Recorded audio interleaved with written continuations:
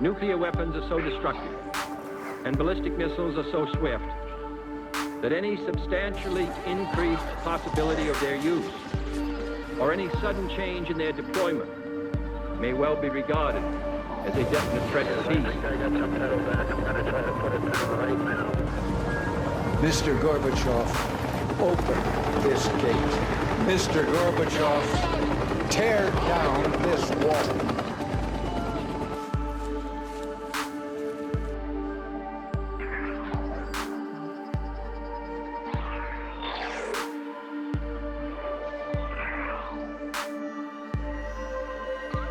All of this was brought upon us in a single day, and night fell on a different world, a world where freedom itself is under attack. We will rally the world to this cause by our efforts, by our courage. We will not tire, we will not falter, and we will not fail. A new assessment from U.S. intelligence suggests that North Korea may now be capable of making missile-ready nuclear weapons.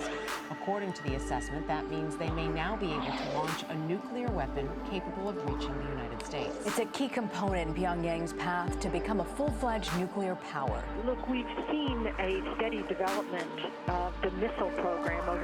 There's been at least 12 launches in the last year. And so we know that North Korea's been working on the missile program. The next critical piece is the miniaturization of a warhead so that it fits on top of the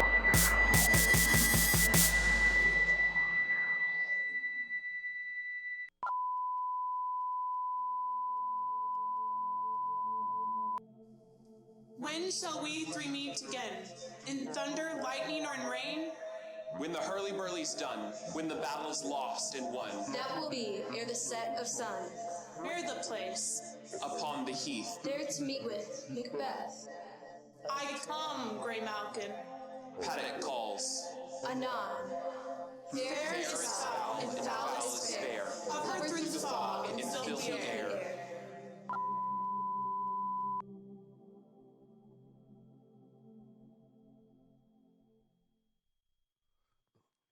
What bloody man is this? He can report, as seemeth by his plight of revolt, the new estate. This is the sergeant, who like a good and hearty soldier fought gainst my captivity. Hail, brave friend, save the king, the knowledge of the broil as thou didst leave it. Doubtful it stood, as two spent swimmers that do cling together and choke their art. The merciless MacDonald, worthy to be a rebel, for to that the multiplying villainies of nature do swarm upon him from the western isles, whence curtains and gallows glasses is supplied. And fortune, on his damned coral smiling, showed like a rebel's whore. But all's too weak for the brave Macbeth. Well, he deserves that name. Disdaining fortune with his brandished steel, which smoked with bloody execution, like valor's minion, carved out his passage, till he faced the slave, which ne'er shook hands, nor bade him farewell, till he unseamed him from the nave to the chaps, and fixed his head upon our battlements. Valiant cousin, a worthy gentleman. Oh, as whence the sun gins his reflection, shipwrecking storms and direful thunders break, so from that spring whence comfort seemed to come, discomfort swells. Mark, King of Scotland, mark. No sooner had justice with valor armed compelled these skipping kerns to trust their heels, but the Norwegian lord, surveying vantage with furbished arms and new supplies of men, began a fresh assault. This made this not our captain's Macbeth and Banquo. Yes, as sparrows, eagles, or the hare, the lion. If I say so, they were as cannons overcharged with double cracks, and so they doubly redoubled strokes upon the foe. Oh, except they meant to bathe in the reeking wounds or memorize another Golgotha, I cannot tell. But I'm weak. My gashes cry for help. So well thy words become thee as thy wounds. They smack of honor both. Go get him the surgeons.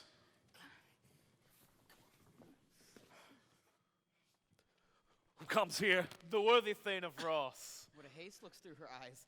So should she look that seems to speak things strange. God save the king. Whence camest thou, worthy Thane? From Fife, great king, where the Norwegian banners flout the sky and fan our people cold. Norway himself, with terrible numbers, assisted by that most disloyal traitor, the Thane of Cawdor, began a dismal conflict, till that Belana's bridegroom, lapped in proof, confronted him with self-comparisons. Point against point, rebellious, arm against arm, curbing his lavish spirit. And to conclude, the victory fell on us. Great happiness! That now, Sweno, Norway's king, craves composition. Nor did we deign him burial of his men till he dispersed at St. Combs Inch $10,000 to our general use. No more shall that Thane of Cawdor deceive our bosom interest. Go pronounce his present death, and with his former title, greet Macbeth. I'll see it done. What he hath lost, noble Macbeth hath won.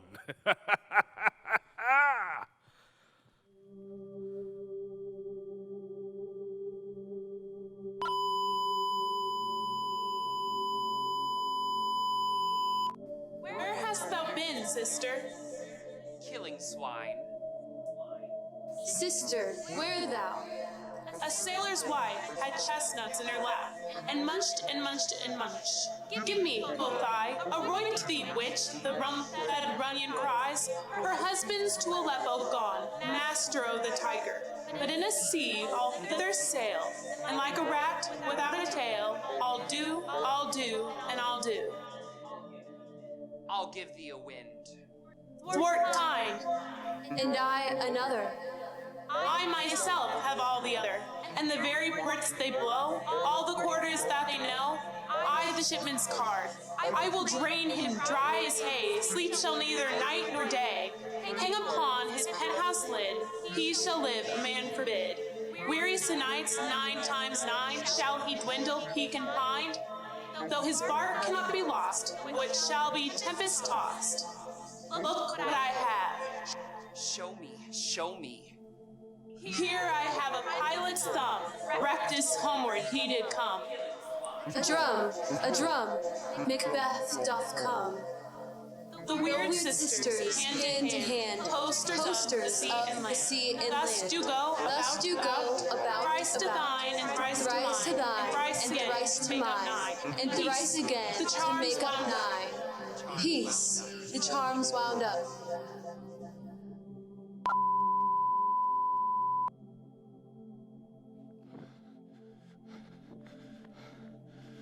So foul and fair a day I have not seen.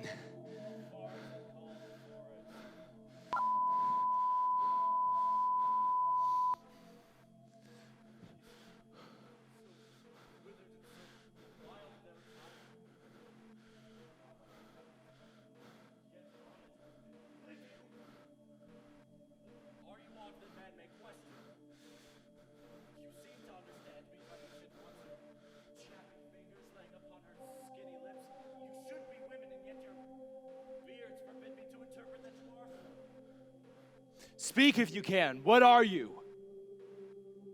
All hail Macbeth, hail to thee, Thane of Lawns. All hail Macbeth, hail to thee, Thane of Cawdor. All hail Macbeth, thou shalt be king hereafter.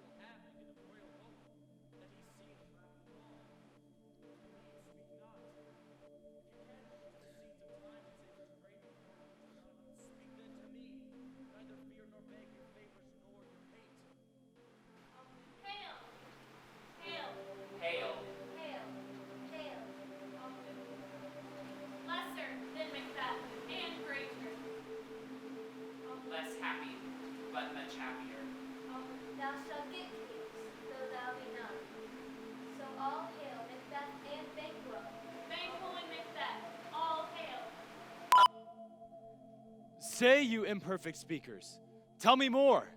By Senel's death, I know I am Thane of Glamis, but how of Cawdor? The Thane of Cawdor lives, a prosperous gentleman. And to be king stands not within the prospect of belief, no more than to be Cawdor. Say from whence you owe this strange intelligence, and why upon this blasted heath you stop our way with such prophetic greetings. Speak, I charge you.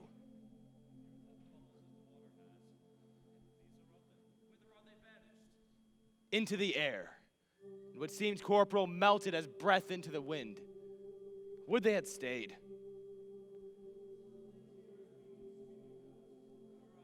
Have we eaten on the insane route that takes the reason prisoner? Your children shall be kings. You shall be king. Yeah, and Thane of Cawdor too, went it not so? The king hath happily received, Macbeth, the news of thy success. And when he reads of thy personal venture in the rebels' fight, his wonders and praises do contend which should be thine or his. And silenced with that, and viewing over the rest of the self-same day, he finds thee in stout Norwegian ranks, nothing afeard of what thyself didst make, strange images of death. As thick as hail came post with post, and everyone did bear thy praises in his kingdom's great defense, and poured them down before him. We are sent to give thee from our royal master thanks, only to herald thee into his sight, not pay thee. And, in an earnest of a greater honor, he bid me from him call thee Thane of Cawdor, to which addition, hail, most worthy Thane, for it is thine. The devil speak true? The Thane of Cawdor lives. Why do you dress me in borrowed robes? Was the Thane lives yet, but under heavy judgment bears that life, which he deserves to lose, whether he was combined with those of Norway, or did line the rebel with hidden help and vantage, or that of both. He labored in his country's wreck. I know not, but treason's capital confessed and proved have overthrown him.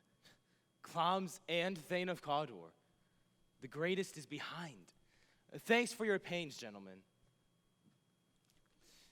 Do you not hope that your children shall be kings when those that gave the Thane of Cawdor to me promised no less to them? That trusted home might yet enkindle you to the crown besides the Thane of Cawdor, but it's strange. And oftentimes, to win us to our harm, the instruments of darkness will tell us truths, win us with honest trifles, to betray us in deepest consequence. Cousins, a word, I pray you. Two truths are told, as happy prologues to the swelling act of the imperial theme. Thanks, gentlemen. Cannot be ill, cannot be good. If ill, why hath it given me earnest of success commencing in a truth? I am Thane of Cawdor. If good, why do I yield to that suggestion whose horrid image doth unfix my hair and make my seated heart knock at my ribs against the use of nature? Present fears are less than horrible imaginings. My thought, whose murder yet is but fantastical, shakes so my single state of man that function is smothered in surmise, and nothing is but what is not. Look how our partner's wrapped. If chance will have me king, why chance may crown me without my stir. New honors come upon him, like our strange garments cleave not to their molds, but with the aid of use. Come what come may, time and the hour runs through the roughest day.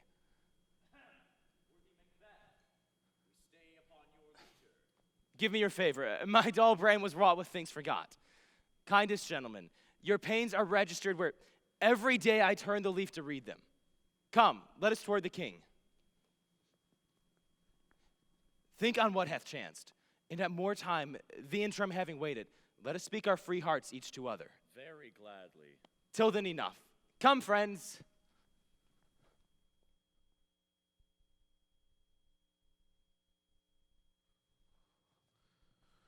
Is the execution done on Cawdor? Are those in commission not yet returned? My liege, they're not yet come back, but I have spoke with one that saw him die, who did report that very frankly he confessed his treasons, implored your highness' pardon, and set forth a deep repentance. Nothing in life became him like believing it. He died as one who had been studied in death to throw away the dearest thing he owed us to a careless trifle. There's no art to find the mind's construction in the face. He was a gentleman on whom I built an absolute trust. Worthiest cousin, even now the sin of my ingratitude was heavy upon me. Thou art so far below the swiftest wing of recompense is slow to overtake thee. Would thou no less deserve it, both the proportion of thanks and payment might have been mine. Only this is left to say, more is thy due than all can pay. The service and the loyalty I owe, in doing it pays itself. Your Highness's part is to receive our duties. And our duties are to your throne and state children and servants, which do but what they should, by doing everything safe towards your love and honor. Welcome hither. I've begun to plant thee, will make thee full of growing. Noble Banquo, thou hast no less deserved, nor must be known to have done so. Let me enfold thee and hold thee close to my heart. Well, there, if I should grow, the harvest is your own. Wanton and fullness seek to hide themselves in drops of sorrow.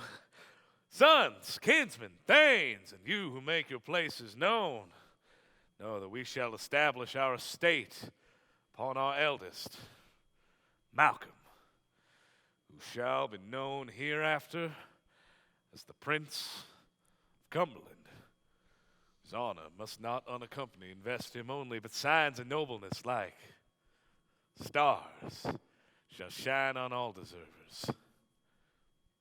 From hence difference, bind us further to you. The rest is labor, which is not used for you. I'll be myself the harbinger, and make joyful the hearing of my wife with your approach. So humbly take my leave. My worthy Cawdor,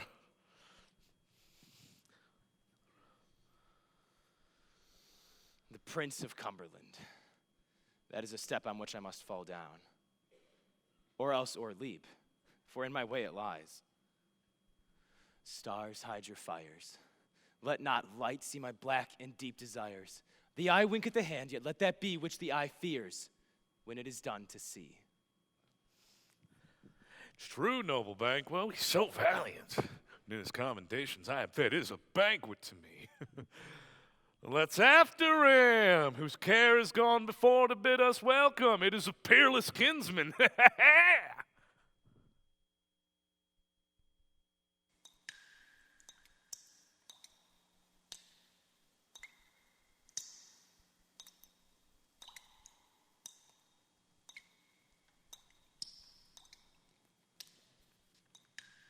They met me in the day of success, and I have learned by the perfectest report they have more in them than mortal knowledge.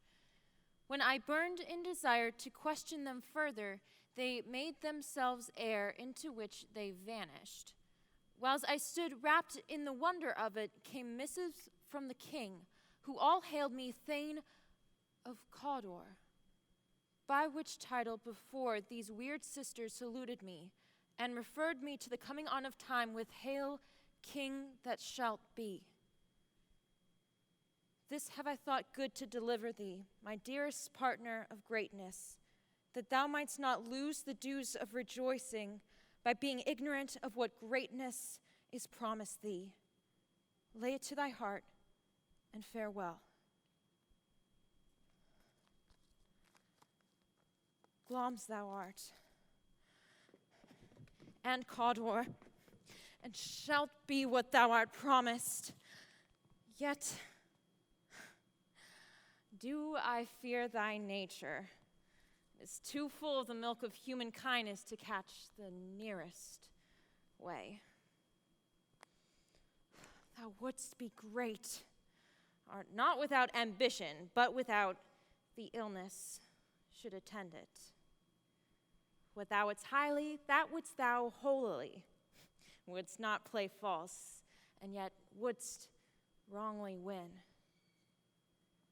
Thou wouldst have, great Glamis, that which cries, thus thou must do, if thou have it, and that which rather thou dost fear to do than wishes should be undone.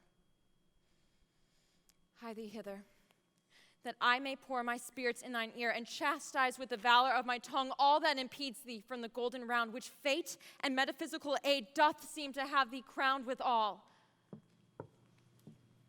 What is your tidings? The king comes here tonight. Thou art mad to say it. Is not thy master with him, who were it so would have informed for preparation? So please you, it is true. Our Thane is coming. One of my fellows had the speed of him, who almost dead for breath had scarcely more than could make up this message. Give him tending. He brings great news.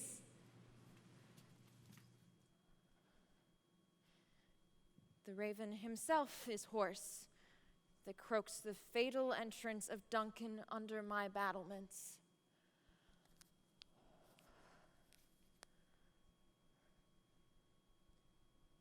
Come, you spirits that tend on mortal thoughts, unsex me here, and fill me from the crown to the toe, top full of direst cruelty. Make thick my blood, stop up the access and passage to remorse, that no compunctious visitings of nature shake my fell purpose, nor keep peace between the effect and it. Come to my woman's breast,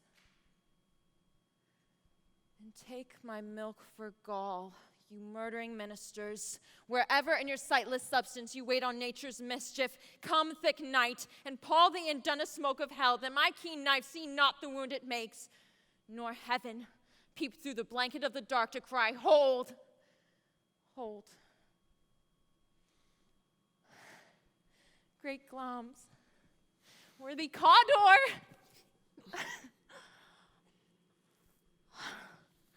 Greater than both by the all-hail hereafter. Thy letters have transported me beyond this ignorant present, and I feel now the future in the instant. My dearest love, Duncan comes here tonight. And when goes hence? Tomorrow, as he purposes.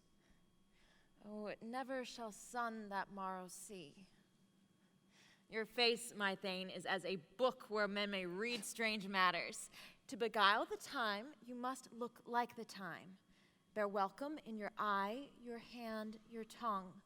Look like the innocent flower, but be the serpent under it. He that's coming must be provided for, and you shall put this night's great business into my dispatch, which shall to all our nights and days to come give solely sovereign sway and masterdom. We will speak further. Only look up clear. To alter favor ever is to fear.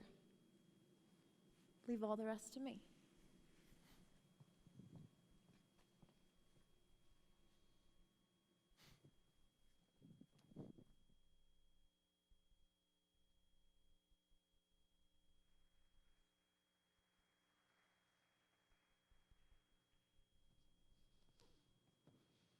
This castle hath a pleasant seat. The air nimbly and sweetly recommends itself unto our gentle senses. This guest of summer, this temple-haunting martlet, does approve by his loved mansionry that the heaven's breath does smell wooingly here. No jutty frieze buttress nor coign of vantage, but this bird hath made his pendant bed and procreant cradle, and where they most breed and haunt, I have observed, the air is delicate. See our honored hostess. The love that follows us sometimes is our trouble, which we still think is love. Herein I teach you how should God yield us for your pains and thank us for your troubles. All our service in every point twice done and then done double. We're poor in single business to contend against those honors deep and broad wherewith your majesty loads our house. Where's the Thane of Cawdor? We coursed him at his heels and had purpose to be his purveyors, but he rides well. And his great love, sharp as a spur, hath holp him to his home before us. Noble hostess, we are to be your guests tonight. Your servants ever have theirs, themselves, and what is theirs, in compt, to make their audit at your highness's pleasure, still to return your own. Give me your hand. Conduct me to mine host. We love him highly and shall continue our graces upon him. By your leave, hostess.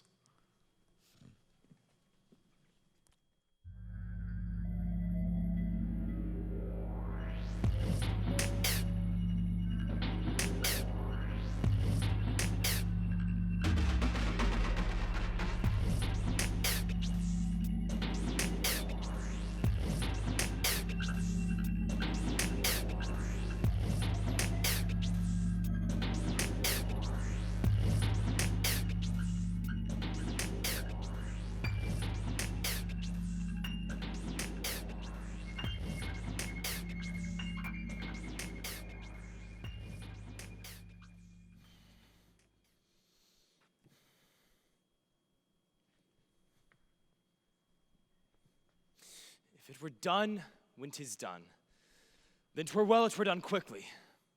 If the assassination could trammel up the consequence, and catch with his surcease success, that but this blow might be the be-all and the end-all. Here upon this bank and shoal of time, we jump the life to come. But in these instances we still have judgment, that we but teach bloody instruction, which being taught returns to plague the inventor. This even-handed justice commends the ingredients of our poisoned chalice to our own lips. He's here in double trust. First, as I am his kinsman and his thane, strong both against the deed. Then, as his host, who against his murderer should shut the door, not bear the knife myself. Besides, this Duncan hath been so clear in his great office, hath borne his faculties so meek, that his virtue shall plead like angels, trumpet-tongued against the deep damnation of his taking off. And pity, like a naked newborn babe striding the blast, or heaven's cherubim horsed upon the sightless couriers of the air, shall blow the deed in every eye, that tears shall drown the wind. I have no spur to prick the side of my intent, but only vaulting ambition which o'erleaps itself and falls on the other. How now, what news? He has almost supped. Why have you left the chamber? Hath he asked for me? Know you not he has. We will proceed no further in this business. He hath honored me of late, and I have bought golden opinions from all sorts of people, which would be worn now in their newest gloss, not cast aside so soon. Was the hope drunk, wherein you dressed yourself? Hath it slept since, and wakes it now to look so green and pale at what it did so freely? From this time such I account thy love. Art thou afeard to be the same in thine own act and valor as thou art in desire? Wouldst thou have that which thou esteemest the ornament of life, and live a coward in thine own esteem, letting I dare not wait upon I would, like the poor cat in the adage? Prithee, peace. I dare do all that may become a man. Who dares do more is none. What beast was it then that made you break this enterprise to me? When you durst do it, then you were a man. And to be more than you were, you would be so much more the man. Nor time nor place did then adhere, and yet you would make both. They have made themselves, and that their fitness now does unmake you.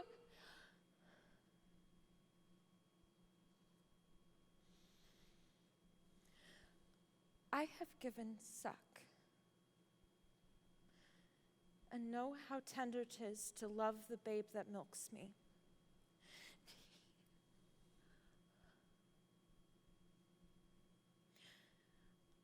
I would, while she was smiling in my face, have plucked my nipple from her boneless gums and dashed the brains out, had I so sworn as you have done to this.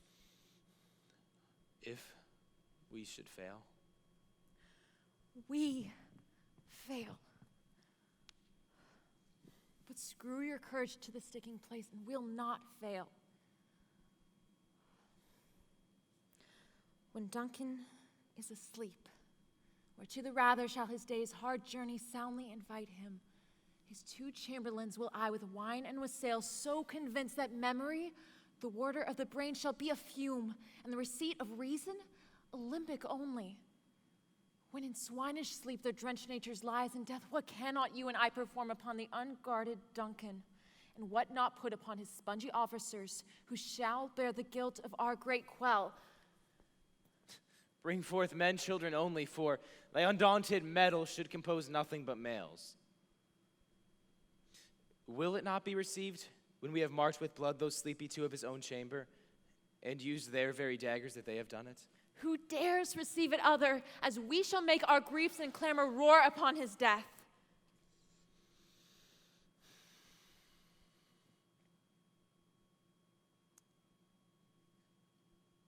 I am settled, and bend up each corporal agent to this terrible feat.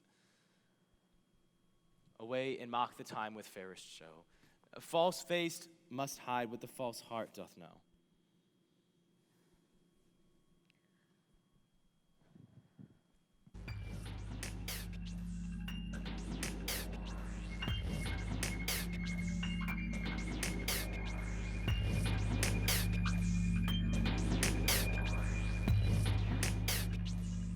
night, boy? Moon is down. I've not heard the clock. She goes down at 12. I take it 'tis later, sir. Hold, take my sword. There's husbandry in heaven. Their candles are all out.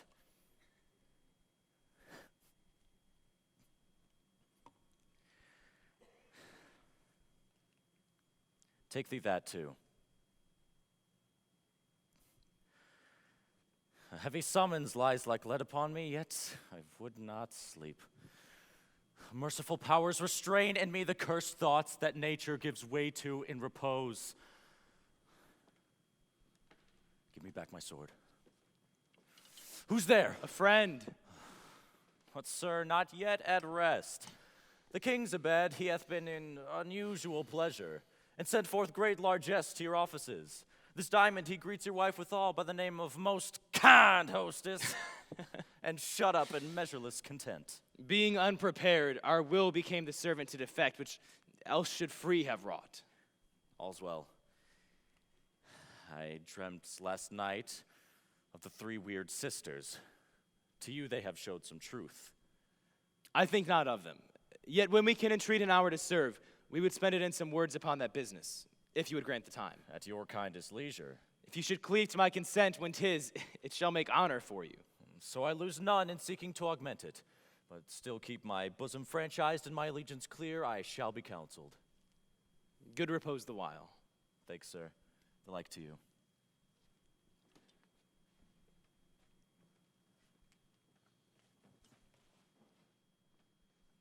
Go bid thy mistress, when my drink is ready, she strike upon the bell. Get thee to bed.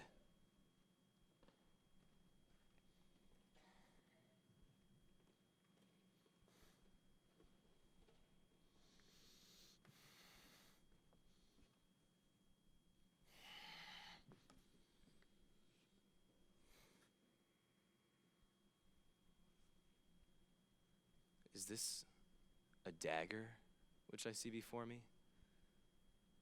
The handle toward my hand. Come, let me clutch thee. I have thee not, yet I see thee still. Art thou not, fatal vision, sensible to feeling as to sight? Or art thou but a dagger of the mind, a false creation proceeding from the heat-oppressed brain? I see thee still, in form as palpable as this which now I draw. Thou marshallest me the way I was going and the instrument I was to use. Mine eyes are made the fools of the other senses, or else worth all the rest. I see thee yet, and on thy blade, in dudgeon gouts of blood, which was not so before. There's no such thing. It is the bloody business which informs thus to mine eyes. Now o'er the one-half world nature seems dead. Wicked dreams abuse the curtained sleep. Witchcraft celebrates pale Hecate's offerings. In withered murder, alarmed by a sentinel, the wolf whose howls his watch. Thus with his stealthy stride, with Tarquin's ravishing stride, towards his design moves like a ghost. Thou sure and firm set earth, hear not my steps, which way they go. For fear that very stones prate of my whereabouts and take the present horror from the time which now suits with it.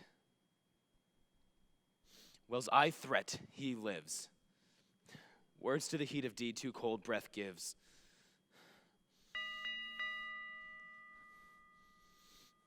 I go, and it is done.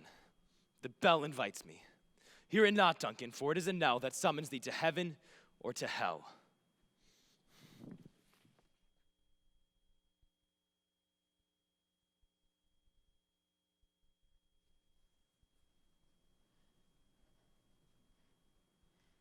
That which hath made them drunk hath made me bold. What hath quenched them hath given me fire. Hark! Peace. It was the owl that shrieked, the fatal bellman which gives the sternest good night. He is about it. The doors are open, and the surfeited grooms do mock their charge with snores. I have drugged their possets. The death and nature do contend about them, whether they live or die. What ho? Alack, I'm afraid they have awaked, and 'tis not done. The attempt, not the deed, confounds us. Hark, I laid their daggers ready, he could not miss 'em. Had he not resembled my father as he slept, I had done it. My husband. I have done the deed. Didst thou not hear a noise? I heard the owl scream and the crickets cry. Did not you speak? When? Now. As I descended? I. Hark, who lies in the second chamber? Donalbain.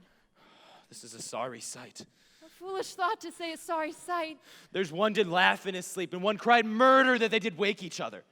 I stood and heard them, but they did say their prayers and addressed them again to sleep. There are two lodged together. One cried, God bless us, and amen the other, as they had seen me with these hangmen's hands. I stood listening their fear, but I could not say amen when they did say, God bless us. Consider it not so deeply. But wherefore could I not pronounce amen? I had most need of blessing, and amen stuck in my throat. These deeds must not be thought after these ways, so it will make us mad. Methinks I heard a voice cry, sleep no more. Macbeth shall sleep no more. The innocent sleep. Sleep that knits up the raveled sleeve of care. The death of each day's life, balm of hurt mind, sore labor's bath. Great nature's second feast, chief nourisher of life's course. What do you mean? Still it cried, sleep no more to all the house. Macbeth does murder sleep. Therefore Cawdor shall sleep no more. Macbeth shall sleep no more. Who was it that thus cried? Why, worthy Thane, you do unbend your noble strength to think so brain-sickly of things. Go, get some water, and wash this filthy witness from your hands. Why, if you brought the daggers from the place, they must lie there. Go carry them and smear the sleepy grooms with blood. I'll go no more. I'm afraid to think what I have done. Look on it again, I dare not. And firm of purpose, give me the daggers. The sleeping and the dead are but as pictures. 'Tis the eye of childhood that fears a painted devil.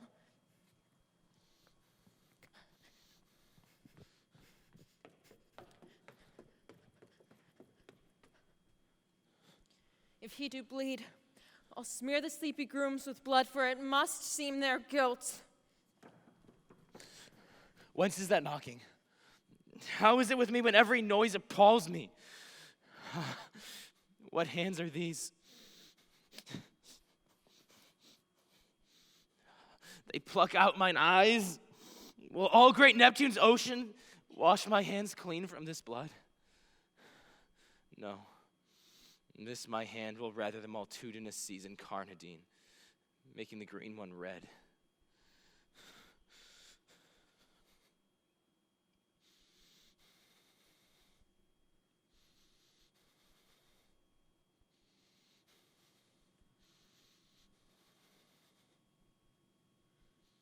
My hands are of your color, but I shame to wear a heart so white. I hear knocking at the south entry. Retire we to our chamber. A little water clears us of this deed. How easy is it that your constancy hath left you unattended? Hark, more knocking. Get on your nightgown, lest occasion call us and show us to be watchers. Be not lost so poorly in your thoughts. To know my deed, 'twere best not know myself. Wake, Duncan, with thy knocking. I would thou couldst.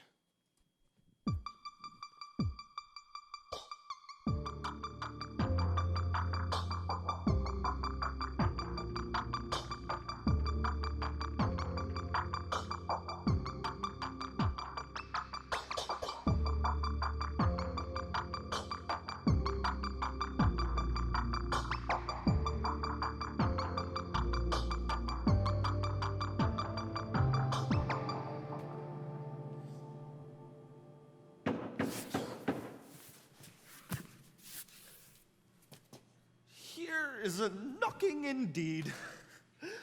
If a man were porter at Hellgate, he should have old turning the key. Knock, knock. Who's there in the name of Beelzebub? Here's a farmer that hanged himself on the expectation of plenty. Come in, farmer. Have napkins enow about you. Here you'll sweat for it. Knock, knock. Who's there in the other devil's name? Faith. Here's an equivocator who could swear in both scales against either scale and committed treason enough for God's sake, but could not equivocate a way to heaven. Come in, equivocator. Knock, knock. Faith. Here's an English tailor. Come hither, tailor, for stealing out of the French hose. Here you may roast your goose. Knock, knock, never it quiets. I had thought to let in some of all professions that go the primrose way to the everlasting bonfire. Anon, anon, I pray you, remember the porter.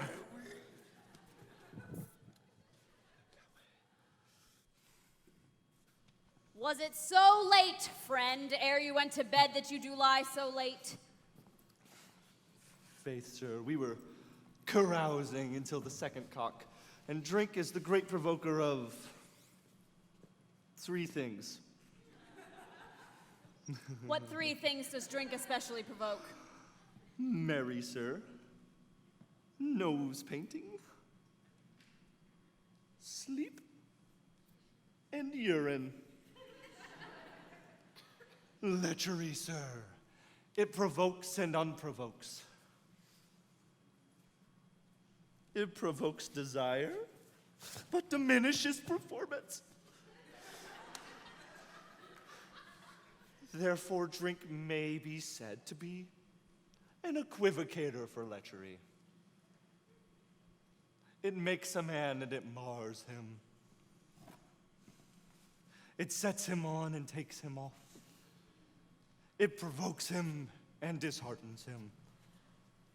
It makes him stand to and not stand to. In conclusion, equivocates him in a sleep, and giving him the lie, leaves him. I believe drink gave thee the lie last night. Ah, that it did, sir. Aye, the very throat on me. But I requited him for his lie, being too strong for him, though he took up my legs sometimes. Yet I made a shift to cast him. Is thy master stirring? Oh, our knocking has awakened him. Here he comes. Good morrow, nobles, sir. Good morrow, all. Is the king stirring, worthy Thane? Not yet. He did command me to call timely on him. I've almost slipped the hour. I'll bring you to him. I know this is a joyful trouble to you, but yet 'tis one. The labor we delight in physics pain. This is the door. I'll make so bold to call, for 'tis my limited service. Goes the king hence today? He does. He did appoint so. The night has been unruly. Where we lay, our chimneys were blown down, and as they say, lamentings heard in the air. Strange screams of death, and prophesying with accents terrible of dire combustion and confused events new hatched to the woeful time. The obscure bird clamored the livelong night. Some say the earth was feverish and did shake. 'Twas a rough night. My young remembrance cannot parallel a fellow to it.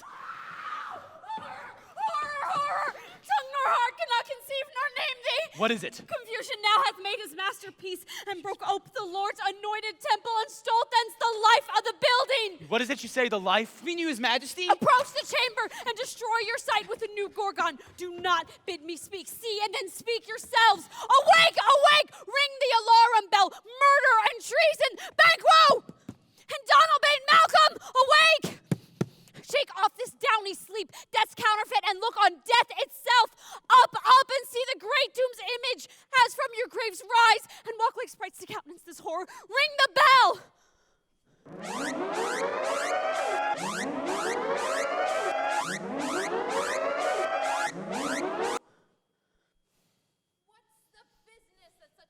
this trumpet calls to parley the sleepers of the house. Speak, oh gentle lady. 'Tis not for you to hear what I can speak. The repetition in a woman's ear would murder as it fell. Banquo! Banquo, our royal master's murdered.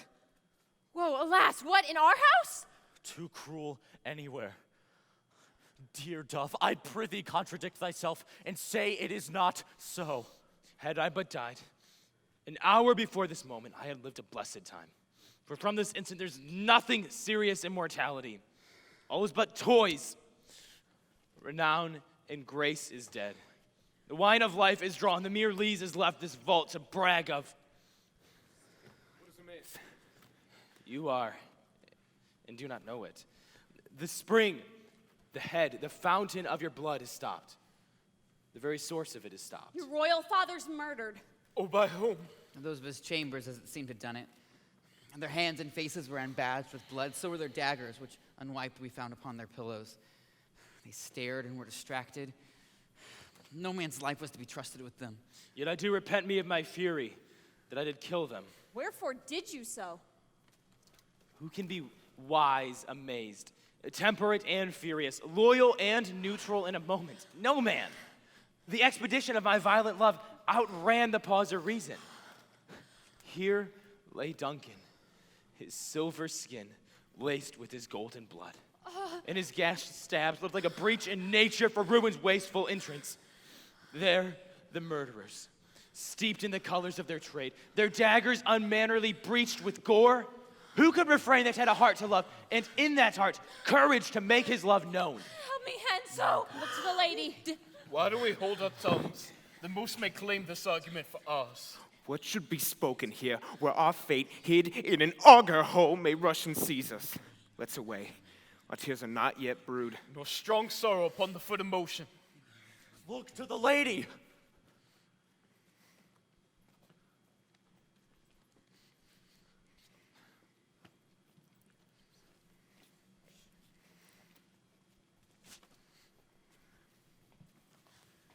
When we have our naked frailties hid, which suffer in exposure, let us meet and question this most bloody piece of work to know it further. Fears and scruples shake us. In the great hand of God I stand. And thence against this undivulged pretense, I fight of treasonous malice. So do I. Let us briefly put on manly readiness and meet in the hall together. Well contended.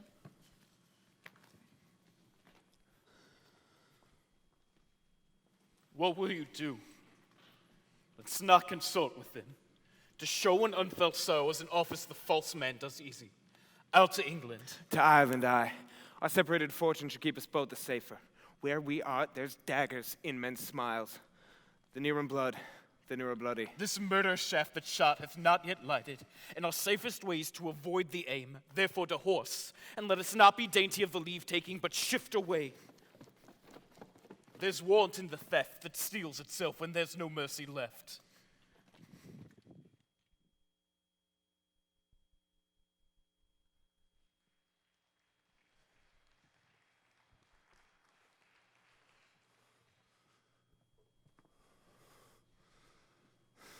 One score and 10 I can remember well, within which volume of time I have seen hours dreadful and things strange.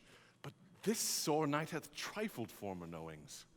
Good father, thou seest the heavens, as troubled with man's act threaten his bloody stage. By the clock 'tis day, and yet dark night strangles the traveling lamp. Is it night's predominance or the day's shame that darkness does the face of earth entomb where living light should kiss it? 'Tis unnatural.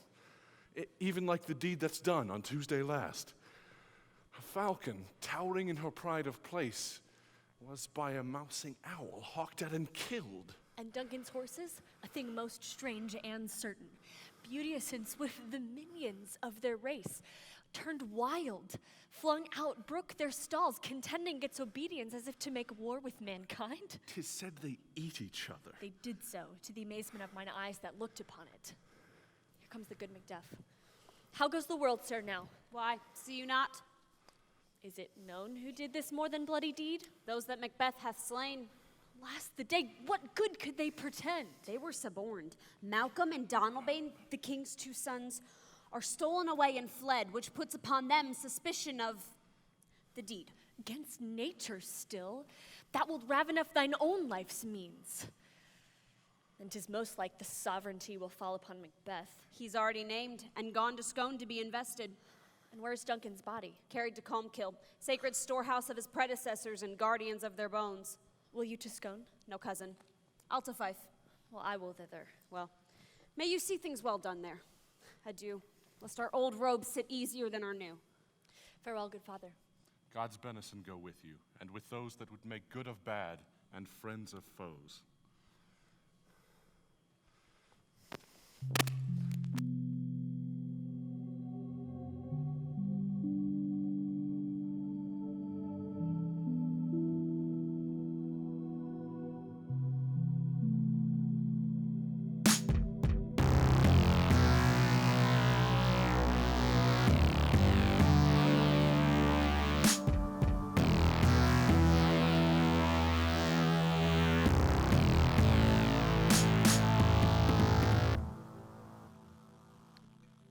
Thou hadst it now.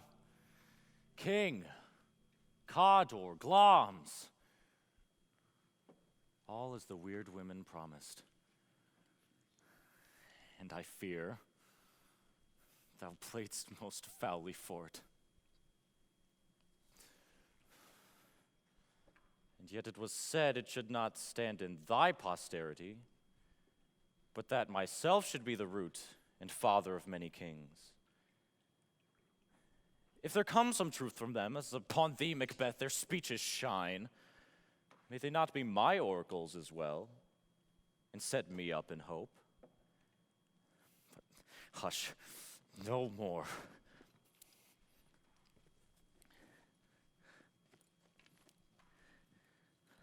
Here's our chief guest. If he had been forgotten, it had been as a gap in our great feast, and all thing unbecoming. Tonight we hold a solemn supper, sir, and I'll request your presence. Let your highness command upon me, to the which my duties are with the most indissoluble tie forever knit. Ride you this afternoon? Aye, my good lord. We had else desired your good advice, which still hath been both grave and prosperous in this day's council. But we'll take tomorrow. Is it far you ride? As far, my lord, as will fill up the time twixt this and supper. Go not my horse the better, I must become a borrower of the night, for a dark hour or twain. We hear our bloody cousins are bestowed in England and in Ireland, not confessing their cruel parasites, filling their hearers with strange invention. But of that tomorrow, when therewithal we will have cause of state craving us jointly. Adieu till you return at night. Goes Fleance with you? Aye, my good lord, our time does call upon us. I bid your horses swift and sure of foot, and so do I commend you to their backs. Farewell.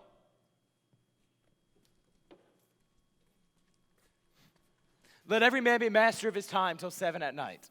To make society the sweeter welcome, we'll keep ourselves till supper time alone. Well then, God be with you. Sirrah, a word. Attend those men our pleasure. They are, my lord, without the palace gate. Bring them before us.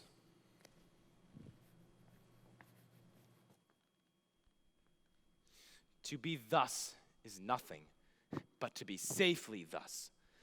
Our fears in Banquo stick deep, and in his royalty of nature reigns that which would be feared. 'Tis much he dares, and to that dauntless temper of his mind, he hath a wisdom that doth guide his valor to act in safety. There's none but he whose being I do fear, and under him my genius is rebuked, as it is said Mark Antony's was by Caesar.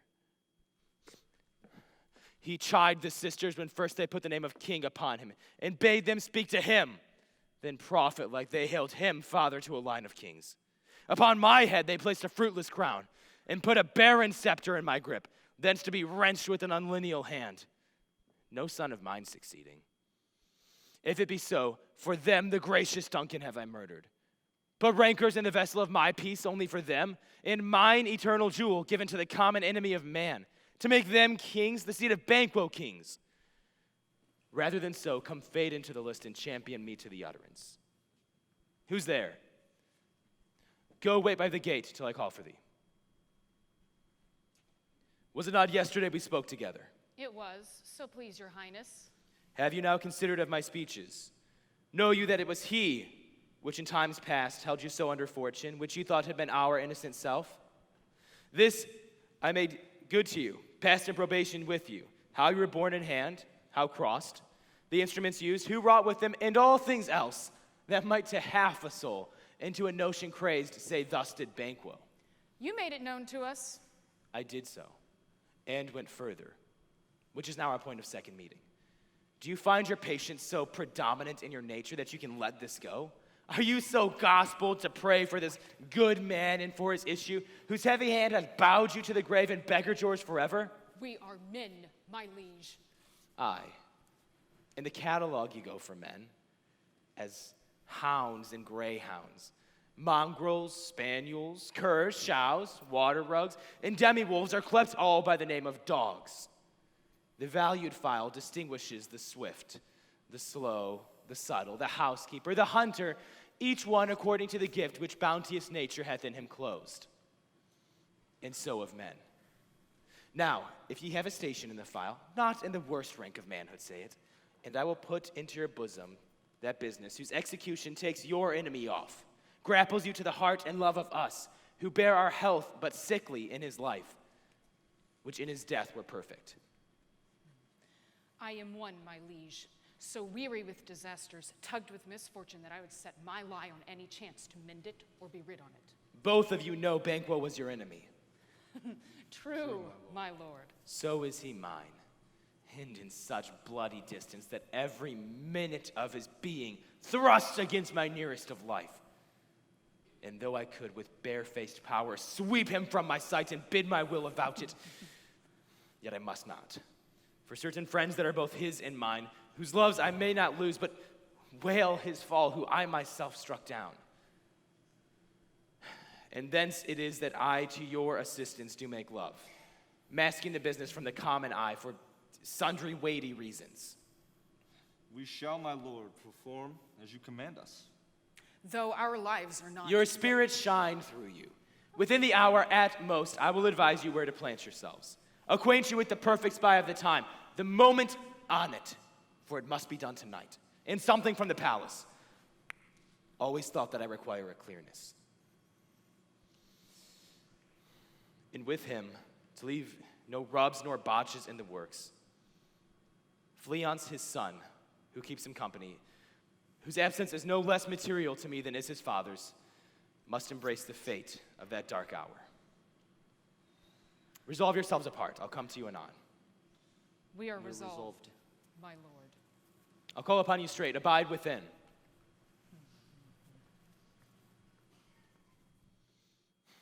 It is concluded. Banquo thy soul's flight, if it find heaven, must find it out tonight.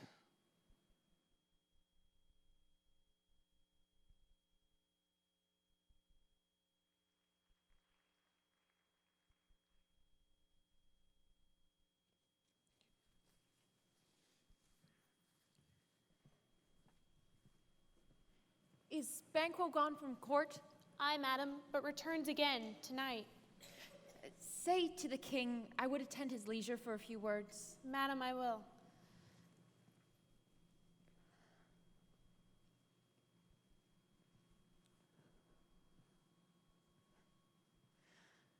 Naught's had, and all's spent, where our desire is got without content. 'Tis safer to be that which we destroy than by destruction dwell in doubtful joy.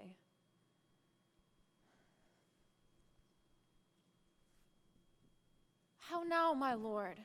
Why do you keep alone? Of sorriest fancies your companions making, using those thoughts which should indeed have died with them they think on. Things without all remedy should be without regard. What's done is done. We have scotched the snake, not killed it. She'll close and be herself, whilst our poor malice remains in danger of her former tooth. But let the frame of things disjoin. Both the worlds suffer, ere we will eat our meals in fear, and sleep in the affliction of these terrible dreams that shake us nightly. Better be with the dead, whom we to gain our peace have sent a peace, than on the affliction of the mind to lie in these restless ecstasies. Duncan is in his grave, After life's fitful fever, he sleeps well. Treason has done his worst. Nor steel, nor poison, malice domestic, foreign levy, nothing can touch him further. Come on. Gentle, my lord. Sleek o'er your rugged looks. Be bright and jovial among your guests tonight. So shall I love, and so I pray be you. Let your remembrance apply to Banquo. Present him eminence, both with eye and tongue. Unsafe the while that we must lave our honors in these flattering streams and make our faces vizards to our hearts, disguising what they are. You must leave this. Full of scorpions is my mind, dear wife. Thou knowest that Banquo and his Fleance lives. But in them nature's copies not etern. There's hope yet. They are assailable. Then be thou jocund. Ere the bat hath flown his cloistered flight, ere to black Hecate's summons the shard-born beetle with his drowsy hums, hath rung night's yawning peal, there shall be done a deed of dreadful note. What's to be done? Be innocent of the knowledge, dearest Chuck, till thou applaud the deed. Come, sealing night, scarf up the tender eye of pitiful day, and with thy bloody and invisible hand, cancel and tear to pieces that great bond which keeps me pale. Light thickens, and the crow makes wing to the rooky wood. Good things of day begin to droop and drowse, while night's black agents to their praise do rouse. Thou marvelest at my words, but hold thee still. Things bad begun make strong themselves by ill. So prithee, go with me.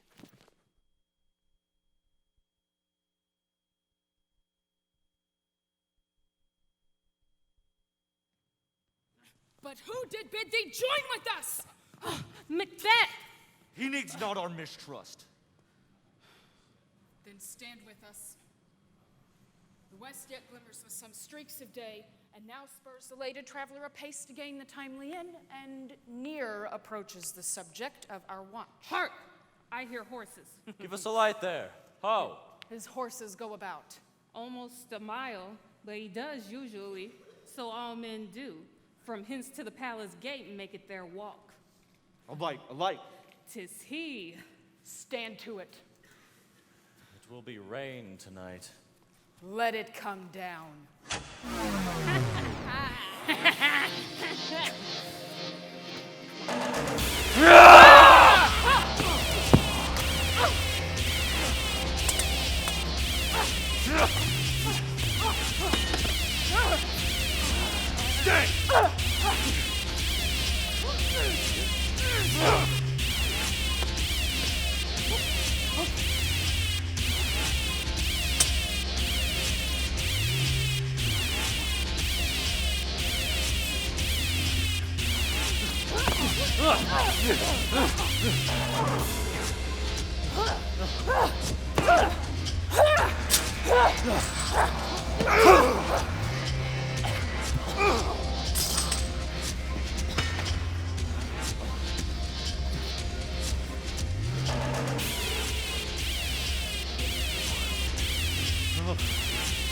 Treachery! Fly, good Fleance. Fly! Unleash revenge. Oh, slave!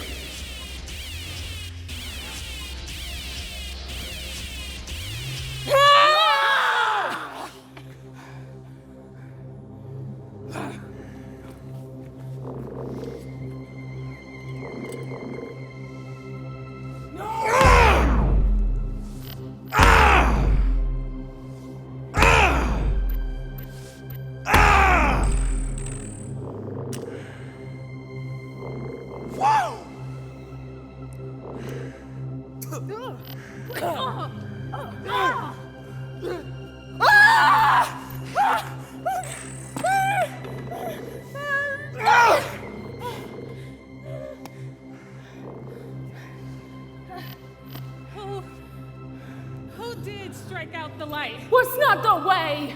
There's but one down and the sun has fled! Well, let's away and say what has been done.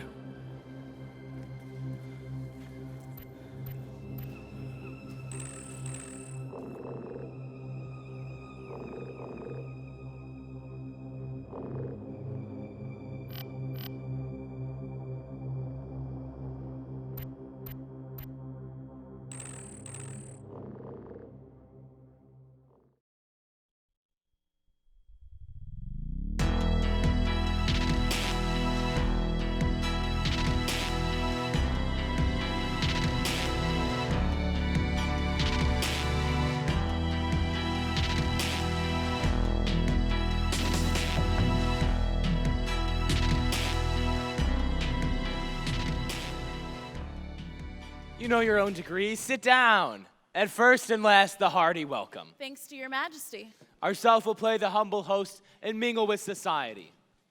Our hostess keeps her state, but in best times we will require her welcome. Pronounce it for me, sir, to all our friends, for my heart speaks their welcome.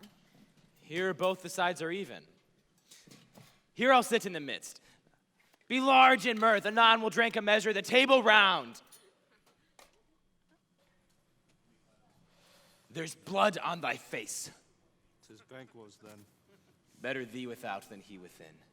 Is he dispatched? My lord, his throat is cut. That I did for him.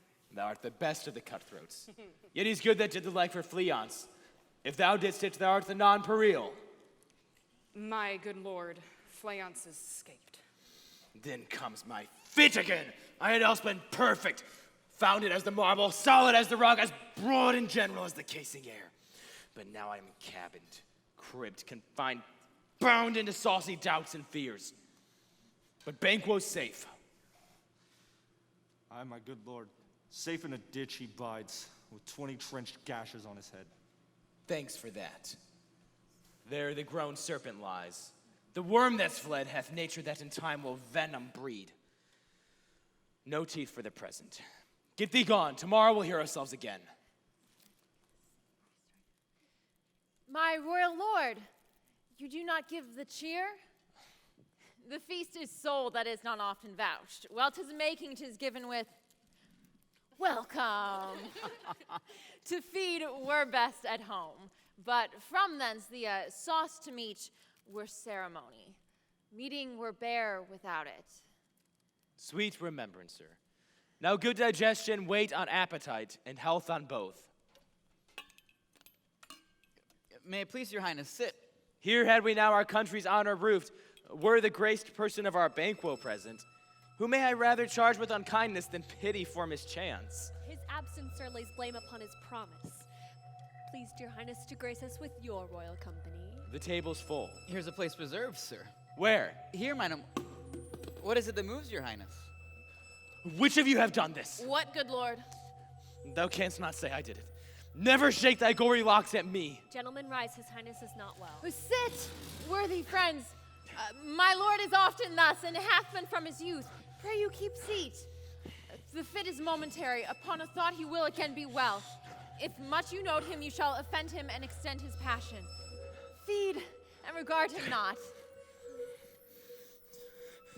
Are you a man? I and a bold one would dare look on that which might appall the devil. Oh, proper stuff. This is the very painting of your fear. This is the air-drawn dagger which you said led you to Duncan.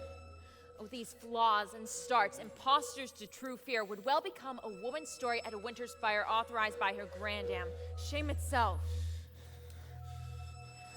Why do you make such faces? When all's done, you look but on a stool. Prithee, see there! Behold! Look, lo, how say you? Why, what care I? If thou canst not, speak too. If charnel houses and our graves must send those we bury back, our monuments shall be the moss of kites.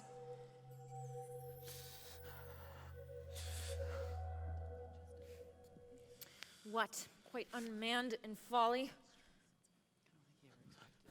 If I stand here, I saw him. Fie for shame. In the olden times, ere the human statute hath purged the gentle wheel, aye, incensed too, murders have been performed, too terrible for the ear. The times have been when the brains were out, the man would die, and there an end. But now they rise again with 20 mortal murders on their crown and push us from our stools. This is more strange than such a murder is. My worthy lord, your noble friends do lack you. I do forget.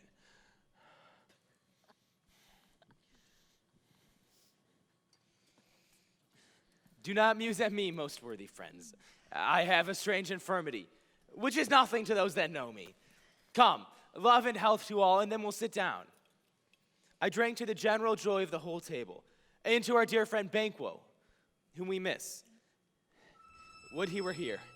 To all and him we thirst, and all to all. Our duties in the pledge.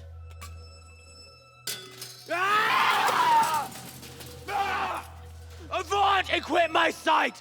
Let the earth hide thee! Thy bones are marrowless! Thy blood is cold! Thou hast no speculation in those eyes which thou dost glare with! Think of this, good peers, but as a thing of custom, 'tis no other, only it spoils the pleasure of the time. Would man dare, I dare. Approach thou like the rugged Russian bear, the armed rhinoceros, the hurricane tiger, take any shape but that, in my firm nerve shall never tremble, or be alive again, and dare me to the desert with thy sword. If trembling I inhabit, then protest me the baby of a girl. Hence, horrible shadow, unreal mockery, hence!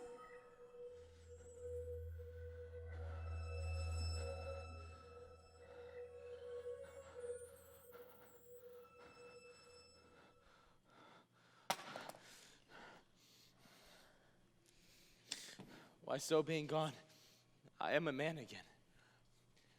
I pray you sit still. You have displaced the mirth, broke the good meeting with most admired disorder.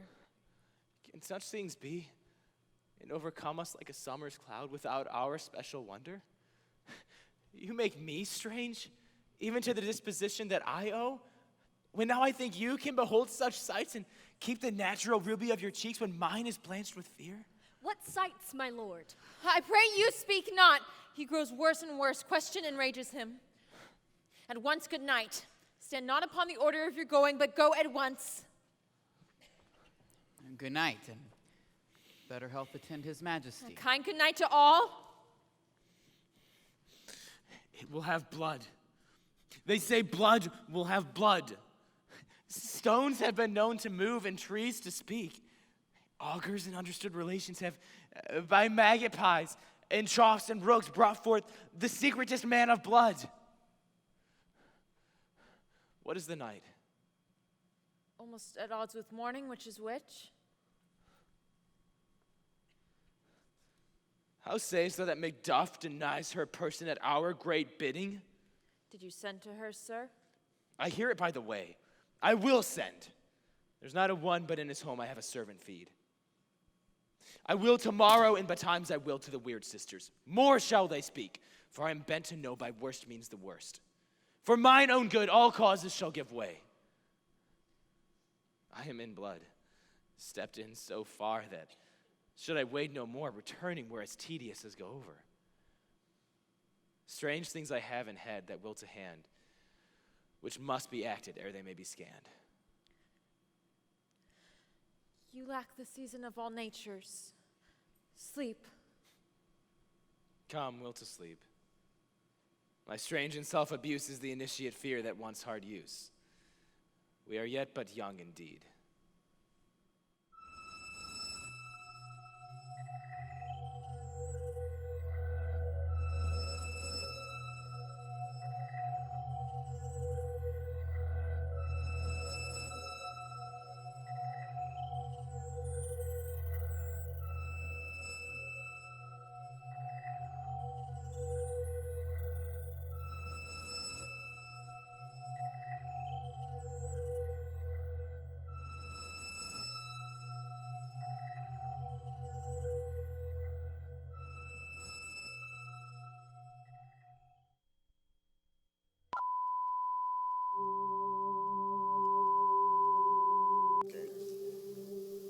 Why, how now, Hecate? You look angrily. Have I not reason, beldams as you are, saucy and overbold? How did you dare to trade and traffic with Macbeth in riddles and affairs of death, and I, the mistress of your charms? The close contriver of all harms was never called to bear my part or show the glory of our art. And which is worse, all you have done hath been but for a wayward son, spiteful and wrathful, who, as others do, loves for his own ends, not for you. But make amends ere now, get you gone. And at the pit of Archeron meet me in the morning. Thither he will come to know his destiny. Your vessels and your spells provide, your charms and everything beside. I am for the air. This night I'll spend unto a dismal and a fatal end. Great business must be wrought ere noon. Upon the corner of the moon there hangs a vaporous drop profound. I'll catch it ere it come to the ground, and that distilled by magic sleights shall raise such artificial sprites, as by the strength of their illusion shall draw him on to his confusion. He shall spurn fate, scorn death, and bear, he hopes, above wisdom, grace, and fear. And you all know, security is mortal's chiefest enemy. Hark, I am called. My little spirit, see, sits in a foggy cloud and stays for me. Come, let's make haste. She'll soon be back again.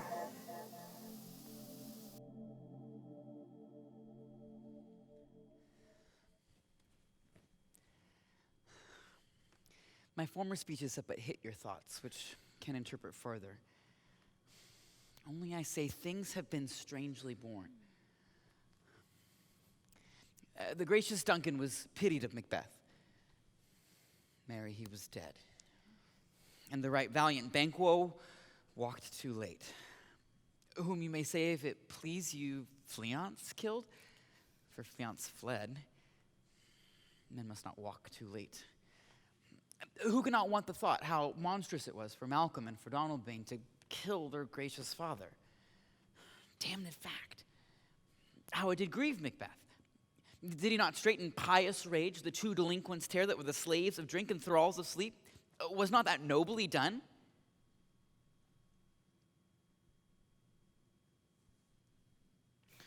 Aye, and wisely too. For 'twould have angered any heart alive to hear the men deny it. So that I say he has borne all things well. And I do think that had he Duncan's sons under his key, as in it please heaven he shall not, they should find what it were to kill a father. So should Fleance. But peace. For from broad words, and because she failed her presence at the tyrant's feast, I hear Macduff lives in disgrace. Can you tell where she bestows herself? The son of Duncan, from whom this tyrant holds the due of birth, lives in the English court, and is received by the most pious Edward that with such grace that the malevolence and fortune nothing takes from her high respect. Thither Macduff has gone to pray the holy king upon her aid, to wake Northumberland and warlike seaward, that with the help of these and him above, to ratify the work, we may again give to our tables meat, sleep to our nights, and free from our feasts and banquets bloody knives, do faithful homage and receive free honors, all of which we pine for now. And this report hath so exasperate the king that he prepares for an attempt of war. Sent he to Macduff? He did, and with an absolute "Sir, not I," the cloudy messenger turns me his back and hums as who should say, "You'll rue the time that clogs me with this answer." And that well might advise her to a caution, not to hold what distance her wisdom can provide. Some holy angel fly to the court of England and unfold his message ere she come, that a swift blessing may soon return to this our suffering country, under a hand accursed. I'll send my prayers with him.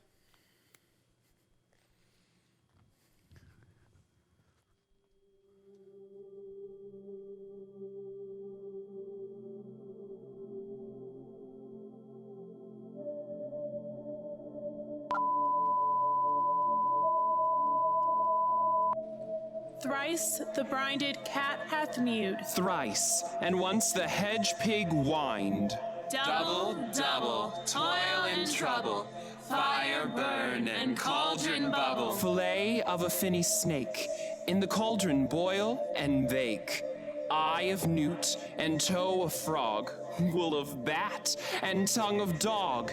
Adder's fork and blind worm's sting, lizard's leg and owlet's wing.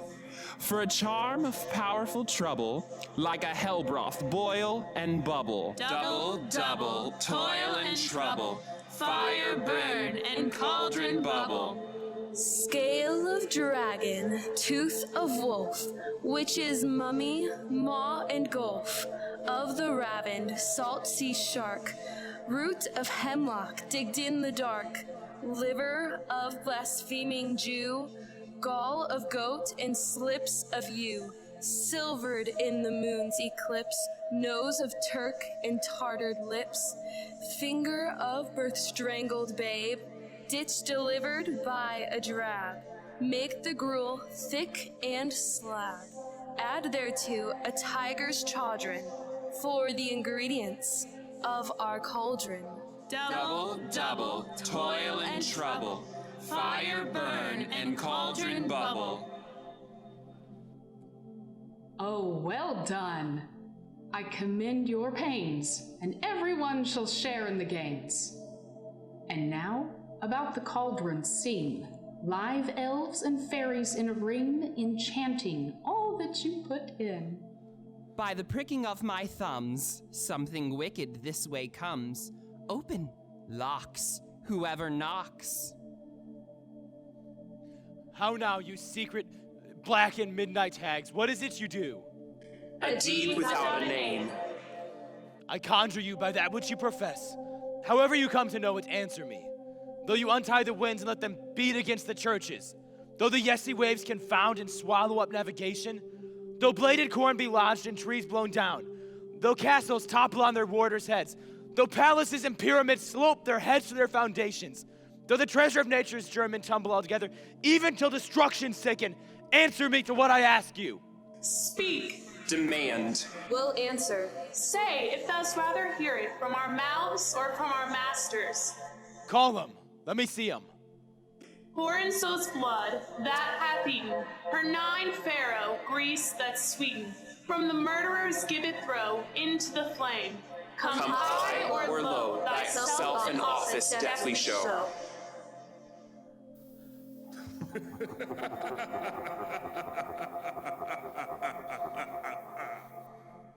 Tell me, thou unknown power.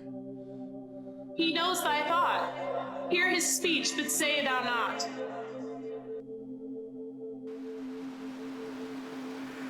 Macbeth, Macbeth, Macbeth. Beware, Macduff. Beware the fate of fire. Release me. Enough! Whatever thou art, for thy good caution, thanks. Thou hast harped my fear aright. But one word more. He will not be commanded. Here is another, more potent than the first. Macbeth, Macbeth, Macbeth. Be bloody, bold, and resolute. Laugh to scorn the power of man, for none of women born shall harm Macbeth. Then live, Macduff. What need I fear thee? But yet I'll make assurance double sure, and take a bond of fate. Thou shalt not live, that I may tell pale-hearted fear it lies, and sleep in spite of thunder. What is this that rises like the issue of a king, and wears upon his baby brow the round and top of sovereignty? Listen, but speak not to it. Be lion-mettled, proud, and take no care. Who chafes, who frets, or where conspirers are. Macbeth shall never vanquished be, until great Birnam wood to high Dunsinane hill shall come against him. That will never be. Who can impress the forest, bid the tree unfix his earthbound roots? Sweet bodements, good. Rebellion's head rise never till the wood of Birnam rise. Into our high place Macbeth shall live the lease of nature and pay his breath to time and mortal custom.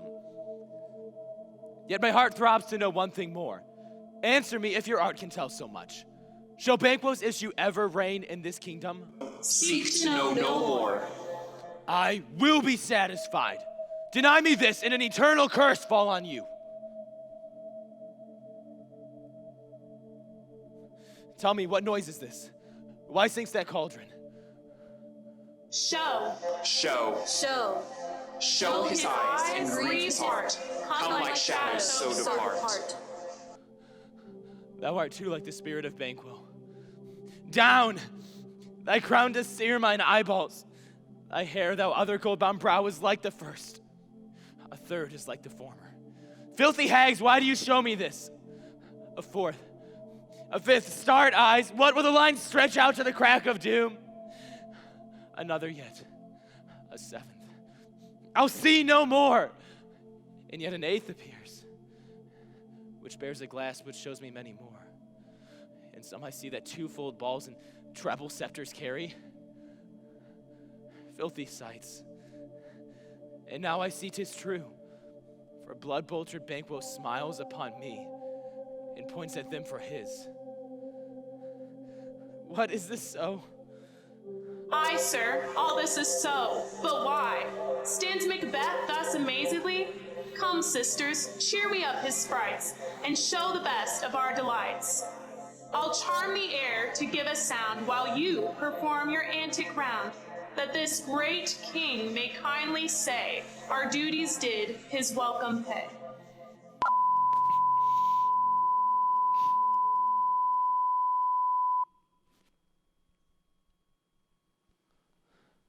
Where are they? Gone? Let this pernicious hour stand I accursed in the calendar. Come in without there! What's your grace's will? Saw you the weird sisters? No, my lord. Came they not by you? No, indeed, my lord. Infected be the air whereon they ride, and damned all those that trust them. I heard the galloping of horse. Who was it came by? 'Tis 2 or 3, my lord, that bring you word Macduff has fled to England. Fled to England? Aye, my good lord. Time thou anticipatest my dread exploits. The flighty purpose never is overtook unless the deed go with it. From this moment, the very firstlings of my heart will be the firstlings of my hand. And even now, to crown my thoughts with acts, be it thought and done. The castle of Macduff I will surprise, seize upon Fife, give to the edge of the sword her husband, her babes, and all unfortunate souls who trace her in his line. No more boasting like a fool. This deed I'll do before this purpose cool. No more sights. Where are these gentlemen? Come, bring me where they are.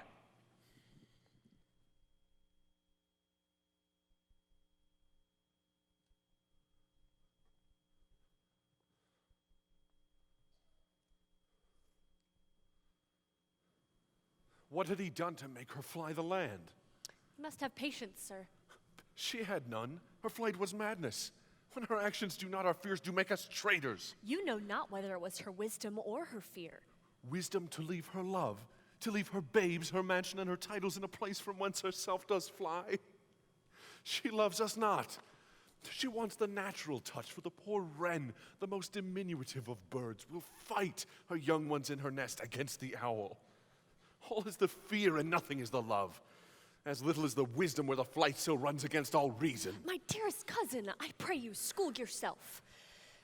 But for your wife, she is noble, wise, judicious, and knows best the fits of the season. I dare not speak any further, but cruel are the times when we are traitors, and we do not know ourselves. When we hold rumor to what we fear, and yet know not what we fear. But float upon a wild and violent sea each way and move. I take my leave of you. It shall not be long, but I will be here again. Things at their worst will cease, or ever climb upward to what they were before. My pretty cousin, I pray you, blessings. Mothered he is, and yet he's motherless. I am so much a fool that I should stay any longer, but it would be my disgrace and your discomfort. I take my leave at once.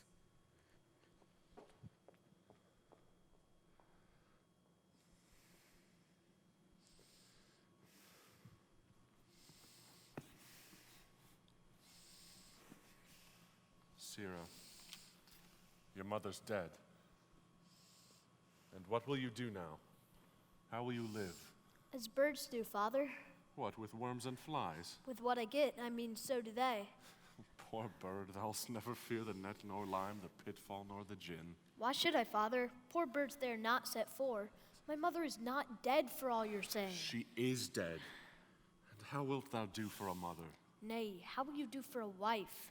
Why, I can buy me 20 at any market. Then you'll buy 'em to sell again. Thy speak'st with all thy wit, and yet if faith with wit enough for thee. Was my mother a traitor, Father? Aye, that she was. What is a traitor? Why, one that swears and lies. And be all traitors that do so? Everyone that does so is a traitor, and must be hanged. Must they all be hanged that swear and lie? Every one. Who must hang them? Why, the honest men. Then the liars and swears are fools, for they are liars and swears that are now to beat up the honest men and hang up them. God help thee, poor monkey. But how wilt thou do for a mother? If she were dead, you'd weep for her. If you would not, were a good sign that she quickly have a new mother. Poor prattler, how thou talkst. Bless you, sir. Though in your state of honor I am perfect, I do doubt some danger does approach you nearly. If you'll take a homely man's advice, be not found here hence with your little ones. To fright you thus, methinks I am too savage to do worse to you were fell cruelty which is too nigh your person. Heaven preserve you, I dare abide no longer. Whither should I fly? I have done no harm. But I remember now. I am in this earthly world, where to do harm is often laudable. To do good sometime accounted dangerous folly. Why then, alas, do I put up that womanly defense to say that I have done no harm? What are these faces?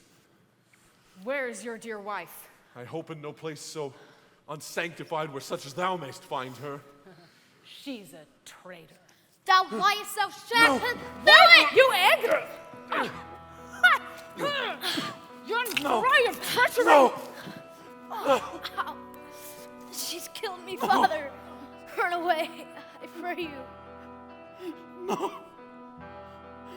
Murder! Murder!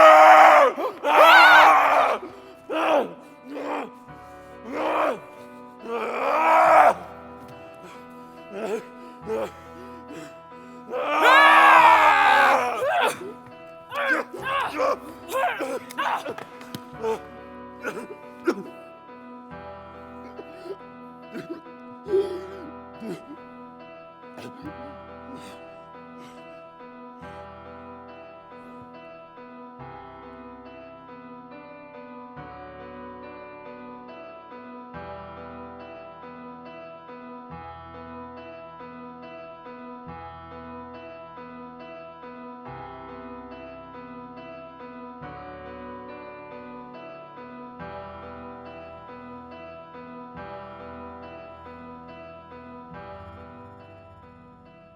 Seek out some desolate shade, and there we both said, bosoms empty. Let us rather hold fast the mortal sword, and like good men bestride our downfall and birthdom. Each new morn, new widows howl, new orphans cry, new sorrows strike heaven on the face, that it resounds as if it felt with Scotland and yelled out like syllable of dole. What I believe, I will. What no believe, and what I can redress, is I find the time to friend, I will. What you've spoke, it may be so, perchance. This tyrant whose sole name blisters our tongue was once thought honest. You have loved him well. He hath not touched you, yet. I'm young, but something you may deserve of me, and wisdom to offer up a weak, poor, innocent lamb to appease an angry God. I am not treacherous. But Macbeth is. A good and virtuous nature may recoil in an imperial charge. But I shall crave your pardon. That which you are, my thoughts cannot transpose. Angels are bright still, though the brightest fell. Though all things fell would wear the boughs of grace, yet grace must still look so. I've lost my hopes. But chance, even there where I did find my doubts. Why, in that rawness, left you love and child, those precious motives, those strong knots of love without leave-taking? I pray you, let not my jealousies be your dishonors, but mine own safeties. You may be rightly just, whatever I shall think. Oh, bleed, bleed, poor country.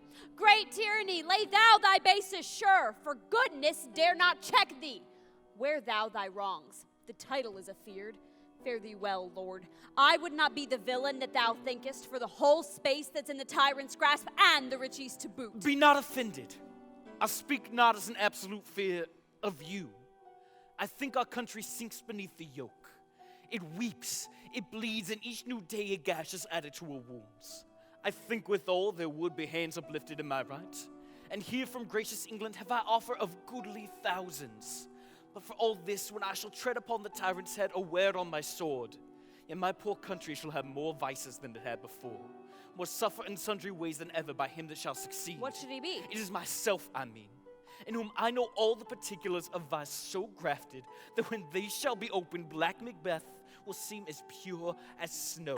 The poor state will esteem him as a lamb when compared with my confineless arms. Not in the legions of horrid hell can come a devil more damned in evils to top Macbeth. I grant him bloody, luxurious, avarice, false, deceitful, sudden, malicious, smacking of every sin that has a name.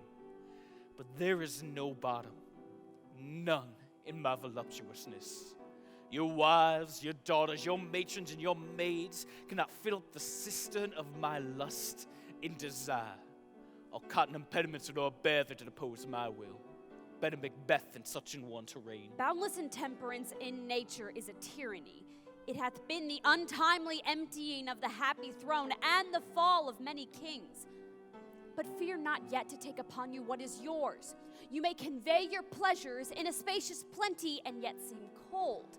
The time you may so hoodwink.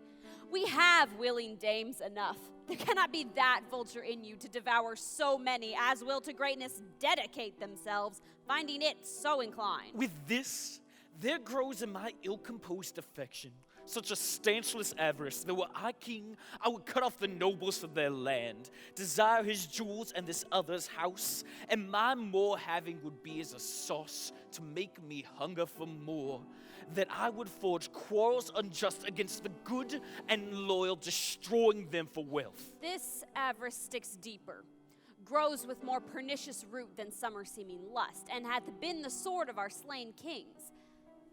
Yet do not fear, Scotland hath foisons to fill up your will. Of your mere own, all these are portable with other graces weighed. But I have none. The king becoming graces, as of justice, verity, temperance, stableness, bounty, perseverance, mercy, lowliness, dedication, patience, courage, fortitude. I have no relish of them, but abound in the division of each several crime acting in many ways. Nay, had I power, I would pour the sweet milk of concord into hell, uproar universal peace, confound all unity on earth. Oh, Scotland! Scotland! If such a one be fit to govern, speak. I am as I have spoken. Fit to govern? No, not to live. O nation miserable with an untitled tyrant, bloody sceptered, when shalt thou see thy wholesome days again? Since the truest issue of thy throne by his own interdiction stands accursed and does blaspheme his breed. Thy royal father was a most sainted king. The queen that bore thee oftener upon her knees than her feet died every day she lived. Fare thee well. These evils that thou repeatest upon thyself have banished me from Scotland. Oh, my breast, thy hope ends here. Macduff, this noble passion, child of integrity, have from my soul wiped the black scruples, reconciled my thoughts to thy good, truth, and honor. Devilish Macbeth by many of these trains has sought to win me into his power, and modest wisdom plucks me from over-credulous haste. But God above deal between thee and me, for even now I put myself to thy direction, and unspeak mine own detraction. Here abjure these taints and blames I have laid upon myself, as strangers to my nature. I'm yet unknown to woman, never was forsworn, have scarcely coveted what was mine own, and no point broke my faith, will not betray the devil to his fellow, and delight no less in truth than in life. What I am truly is thine and mine own country's to command. Whither indeed, before thy here approach, old Seward, with 10,000 warlike men already at point, was setting forth. Now we're together, and the chance of goodness be like a wonted quarrel. Why are you silent? Such welcome and unwelcome things at once. 'Tis hard to reconcile. Where more anon comes the king forth, I pray you? Aye, sir. There are a crew of wretched souls that stay as cure. Their malady convinces the great essay of art, but at his touch, such sanctity hath heaven given his hands, they presently amend. I thank you, doctor. What's the disease he means? 'Tis called the evil. A most miraculous work in this good king, which often since my here remain in England I have seen him do. How he solicits heaven himself best knows, but strangely visited people are swollen and ulcerous, pitiful to the eye, the mere despair of surgery, he cures. Hanging a golden stamp about their neck, put on with holy prayers. 'Tis spoken to the succeeding royalty he leaves this healing benediction, and with this strange virtue he hath the heavenly gift of prophecy, and sundry blessings hang about his throne that speak him full of grace. See who comes here. My countrymen, yet I know her not. My ever-gentle cousin. Welcome hither. I know her now. Good God, betimes, remove the means that makes us strangers. Sir, amen. Stand Scotland where it did? Alas, poor country, almost afraid to know itself. It cannot be called our mother, but our grave, where nothing but who knows nothing is once seen to smile, where sighs and shrieks and groans that rend the air are marked, not made, where violent sorrow seems a modern ecstasy. The dead man's knell, scarce asked for who, and good men's lives expire before the flowers in their caps dying or ere they sicken. Oh, relation, too nice and yet too true. What's the newest grief? That of an hour's age doth hith the speaker. Each minute teems a new one. How does my love? Why, well. And all my children? Well, too. The tyrant has not battered at their peace. No, they were at peace when I did leave them. But not a niggard of your speech, how ghost? Well, when I came hither to transport the tidings, that which I have heavily borne, there ran a rumor among many worthy fellows that were out, was to my belief witnessed, the rather, for I saw the tyrant's power afoot. Now is the time of help. Your eye in Scotland would create soldiers, make our women fight, and doff their dire distresses. Be it their comfort. We're coming thither, and gracious Elliott hath lent us good sword and 10,000 men, and older and better soldier none that Christendom gives out. Would could I offer this same comfort with the like? But the words that I have should be howled out in the desert air we're hearing should not latch them. What concern they? The general cause, or is it a fee grief due to some single breast? No mind that's honest wouldn't it bear some woe, though the main part pertains to you alone. If it be mine, keep it not from me. Quickly, let me have it. Let not your ears despise my tongue forever, for they shall possess them with the heaviest sound they have ever yet heard. I guess at it. Your castle is surprised. Your husband and babe savagely slaughtered to add to the death of you. Merciful heaven, what man may pull your hat upon your brow? Give sorrow word. The grief that does not speak whispers the all-fraught heart and bids it break. My children too? Husband, children, servants, all that could be found. And I must be from thence, my husband killed too? I have said. Be comforted. Let's make us medicines of our great revenge to cure this deadly grief. He has no children! Oh, my pretty ones. Did you say all? Oh, hell kite, all? What, all my pretty chickens and their dam at one fell swoop? Dispute it like a man! I shall do so! I must also feel it as a man! I cannot but remember such things that were most precious to me. Did heaven look on and would not take their part? Sinful Macduff, they were all struck for thee. Not that I am not for their own demerits, but for mine fell slaughter on their souls. Heaven rest them now. Be this the whetstone of your sword. Convert grief into anger. Blunt not the heart, enrage it. Oh. I could play the woman with mine eyes, and the braggart with my tongue. But gentle heaven, cut short all intermission. Front to front, bring thou this fiend of Scotland and myself within his sword's length set me. If he escape, heaven forgive him too. This tune goes manly. Come, go we to the king. Our power is ready, our lack is nothing but our leave. Macbeth is ripe for the shaking, and powers above put on their instruments. Receive what cheer you may. The night is long that never finds the day.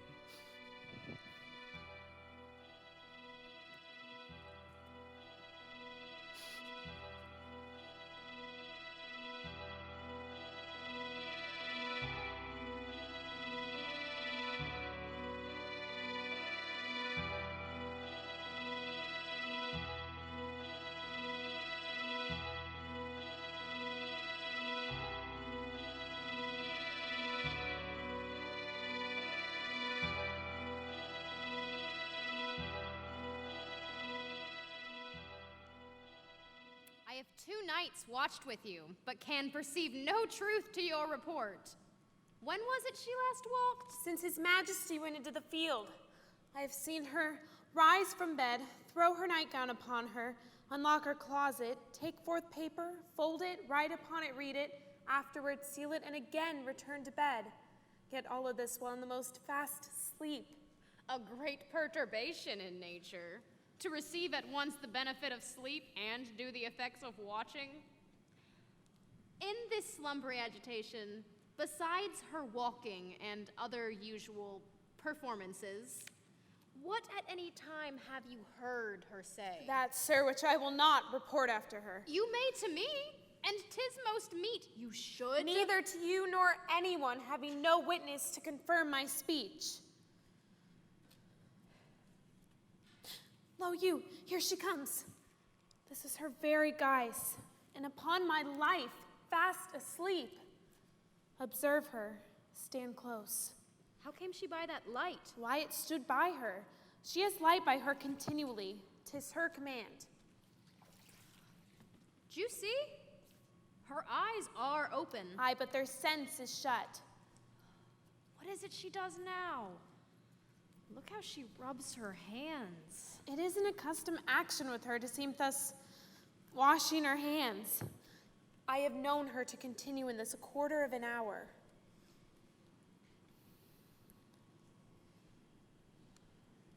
Yet here's a spot. Hark! She speaks! I will set down what comes from her to satisfy my remembrance the more strongly. Out, dim spot, out I say. 1, 2. Why then 'tis time to do it. Hell is murky. Fie, my lord, fie, a soldier and a feared. What need we fear who knows it when none can call our power to account? Yet, who would have thought the old man to have so much blood in him? Do you mark that? The Thane of Fife had a love, and where is he now? What will these hands ne'er be clean?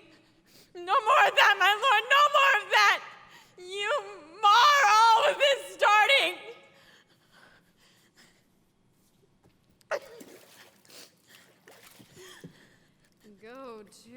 Go to.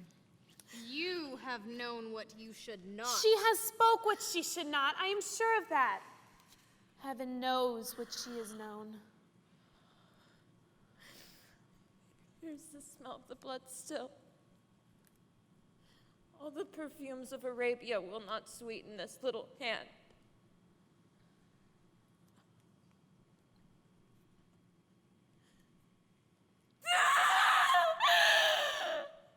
What a sigh is there? The heart is sorely charged. I would not have such a heart in my bosom for the dignity of the whole body. Well. Pray God it be, sir. This disease is beyond my practice. Yet, I have known those who have walked in their sleep, who have died holily in their beds. Wash your hands. Put on your nightgown. Look not so pale, I tell you yet again. Banquo is buried. He cannot come out of his grave. Even so? To bed. To bed. There's a knocking at the gate. Come. Give me your hand.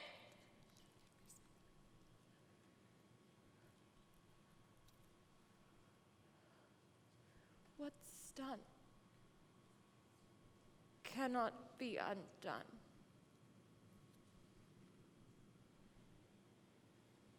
To bed. To bed. Will she now go to bed? Directly. Foul whisperings are abroad. Unnatural deeds do breed unnatural troubles. Infected minds to their deaf pillows will discharge their secrets. More needs she the divine than the physician. God forgive us all. Look after her. Remove from her the means of all annoyances, and still keep eyes upon her. So, good night. My mind she has mated and amazed my sight. You know, I think but I dare not speak. Good night, good doctor.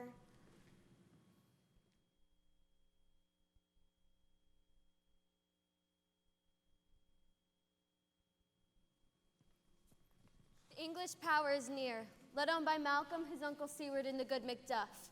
Revenges burn in them for their dear causes. Would, too, the bleeding and grim alarm excite the mortified man. Near Burnham Wood shall we meet them. That way are they coming. Who knows if Donalbain be with his brother? For certain, sir, he is not. I have a file of all the gentry. There's Seward's son, and many unrough youths that even now protest their first of manhood. What does the tyrant? Great Duncan he strongly fortifies. Some say he's mad, others that hate him lesser call it valiant fury. But for certain he cannot buckle his distempered cause within the belt of rule. Now does he feel his secret murders sticking to his hands. Now minutely revolts abrade his faith breach. Those he commands move only in command, nothing in love. Now does he feel his title hang loose about him, like a giant's robe on a dwarfish thief. Who then shall blame his pestered senses to recoil and start, when all that is within him does condemn itself for being there? Well, march we on, to give obedience what is truly owed. Meet we the medicine of the sickly wheel, and pour we into our country's purge each drop of us. Or so much as it needs to do the sovereign flower and drown the weeds. Make we our march towards Burnham.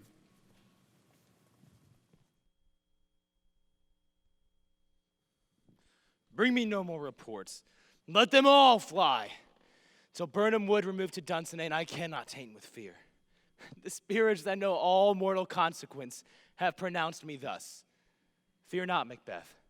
No man that's born of woman shall ever have power upon thee. Then fly, false thanes, and mingle with the English epicures. The mind I sway by and the heart I bear shall never sag with doubt nor shake with fear. The devil damn thee black, thou cream-faced loon. Where goest thou that goose look?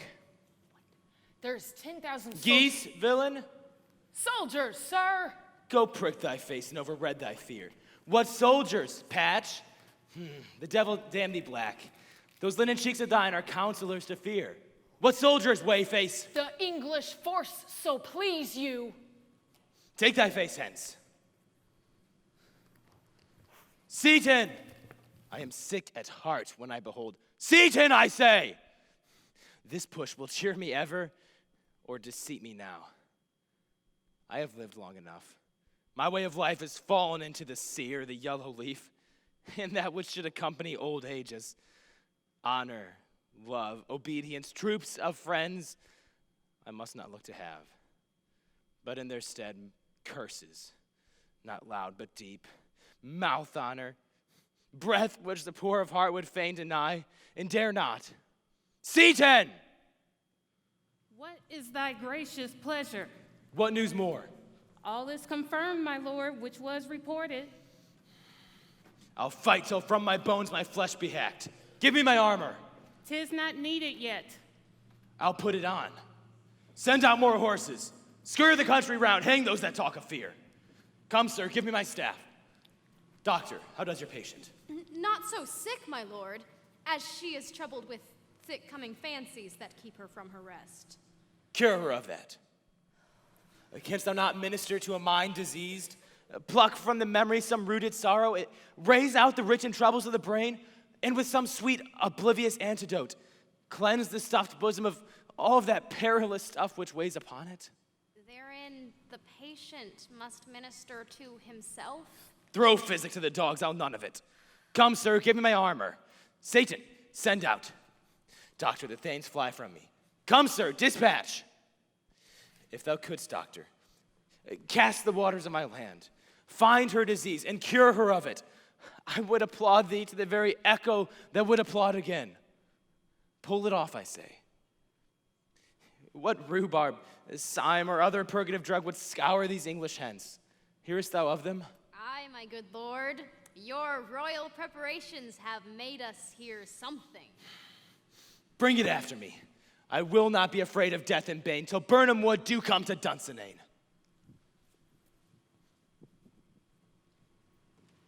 Were I from Dunsinane, away and clear, profit again should hardly draw me here.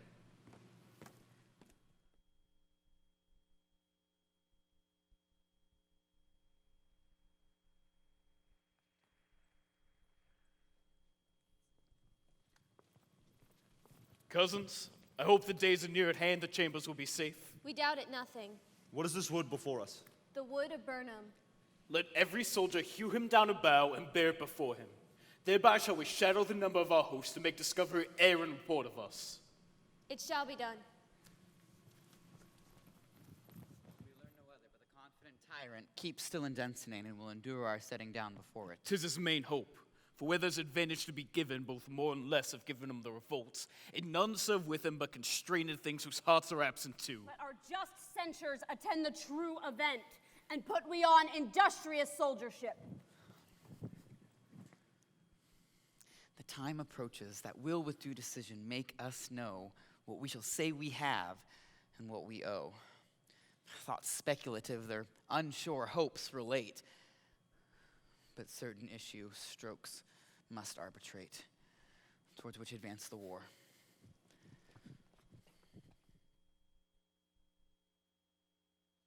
Hang out our banners on the outward walls. The cry is still, they come, but our castle strength will laugh a siege to scorn. Here let them lie till famine and the ague cling them. Were they not forced with those that should be ours, we might have met them dareful beard to beard and beat them backward home. What was that cry? That's the cry of women, my lord. I have almost forgot the taste of fear. The time has been my senses would have cooled to hear a night shriek, and my fell of hair would at a dismal treatise rouse and stir as life were in it. I have supped full of horrors. Direness familiar to my slaughterous thoughts cannot once start me. Wherefore was that cry? The queen, my lord, is dead.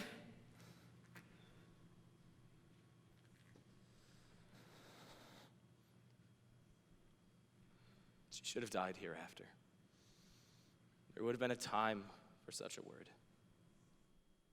Tomorrow, and tomorrow, and tomorrow creeps on in this petty pace to the last syllable of recorded history. And all our fools have lighted the way to dusty death. Out, brief candle. Life is but a poor player who struts and frets his hour upon the stage and then is heard no more. It is a tale told by an idiot, full of sound and fury, signifying nothing.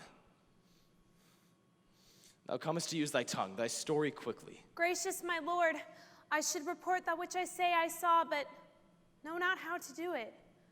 Will say, sir. As I did stand my watch upon the hill, I looked toward Burnham and anon, and methought the wood began to move.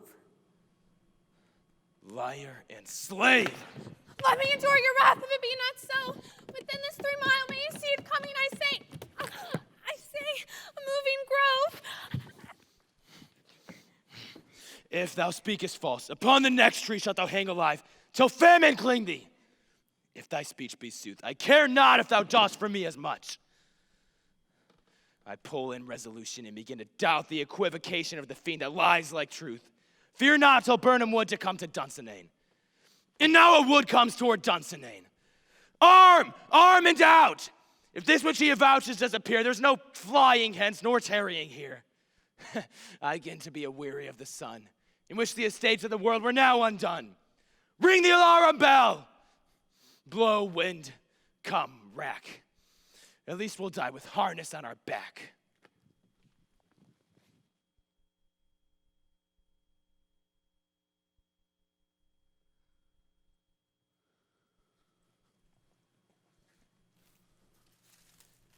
Now near enough. Your leafy screens throw down and show like those you are. You, worthy uncle, shall with my cousin, your right noble son, lead our first battle. Worthy Macduff, we will take upon us what else remains to do according to our order. Fare you well. Do we but find the tyrant's power tonight? Let us be beaten if we cannot fight. Make all our trumpets speak. Give them all breath, those clamorous harbingers of blood and death.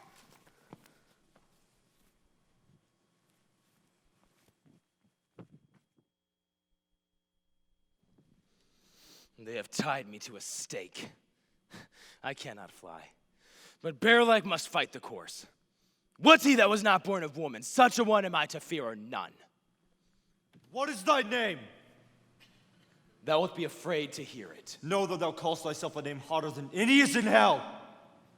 My name's Macbeth. The devil himself could not pronounce a title more hateful to my ear. No, nor more fearful. Thou liest, abhorrent tyrant! With mine sword I shall prove the lie thou speakest.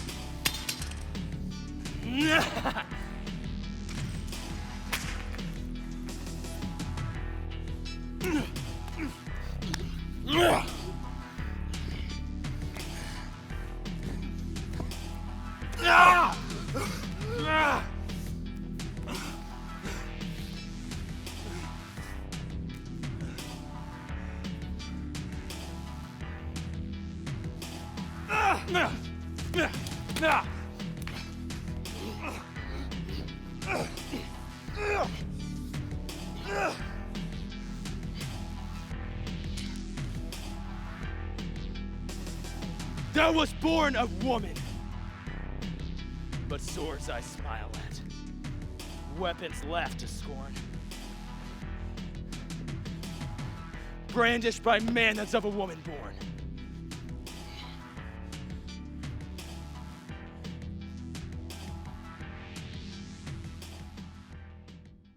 That way the noise is. Tyrant, show thy face! If thou be slain, and with no stroke of mine, my husband's and children's ghosts will haunt me still. I cannot strike at wretched kerns, whose arms are hired to bear their staves. Either thou, Macbeth, or else my sword with an unbattered edge I sheath again undeeded. There thou shouldst be. By this great clatter one of greatest note seems brooded. Let me find him fortune, and more I beg not. This way, my lord. The castle is gently rendered. The tyrant's people on both sides do fight. The noble thanes do bravely in the war. The day almost itself professes yours, and little is to do. We've met with foes that strike beside us. Enter, sir, the castle.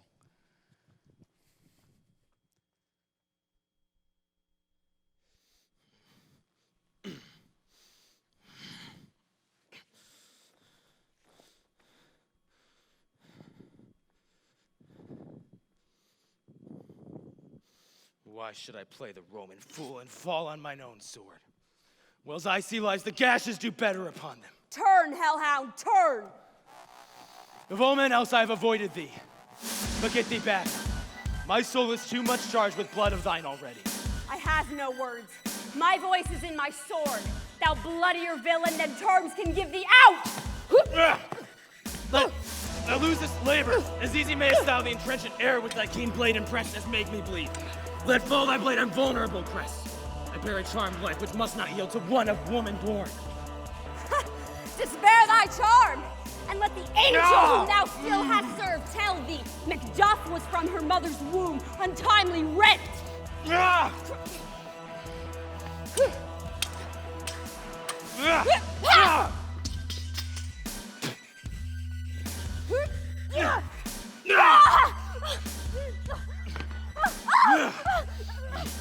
Accursed be that tongue that tells me so, for it hath cowed my better part of man. And be these juggling fiends no more believed, that palter with us in a double sense, that keep the word of promise to our ear, but break it to our hope. I'll not fight with thee.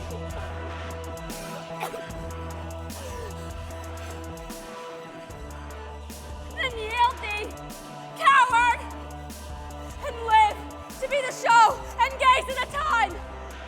We'll have thee as our rarer monsters are, painted on a pole and under it will not yield to kiss the ground before young Malcolm's feet and be baited by the rabble's curse. Though Burnham would become seductive, and thou opposed being of no woman born, yet I'll try the last. Before my body I throw my warlike shield. Lay on, Macduff, and damned be him who cries, hold, enough.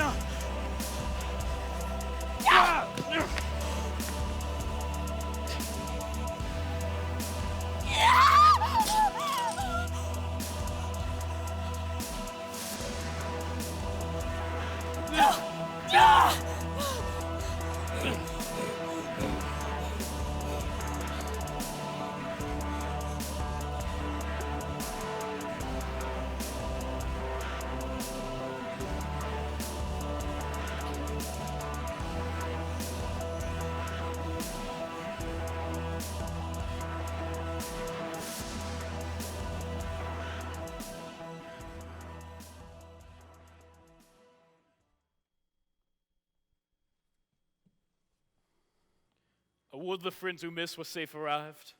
Some must go off. And yet, by these I see so great a day as this is cheaply bought. Macduff is missing, and your noble son. Your son, my lord, has paid his soldier's debt.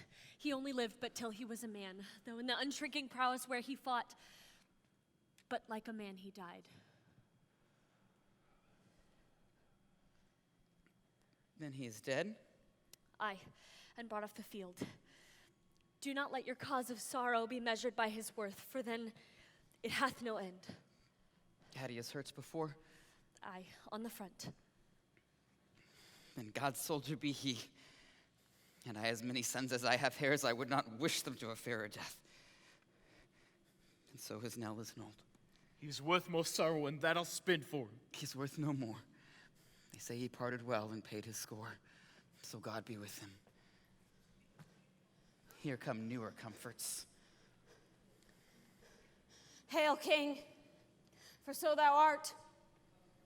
Behold, where stands the usurper's cursed head. The time is free.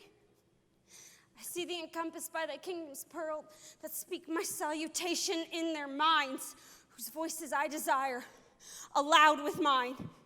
Hail, King of Scotland. Hail, Hail. King of Scotland. King of Scotland.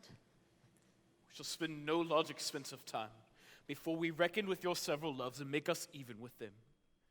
My thanes and kinsmen, henceforth be earls, the first that ever Scotland in such an honor named.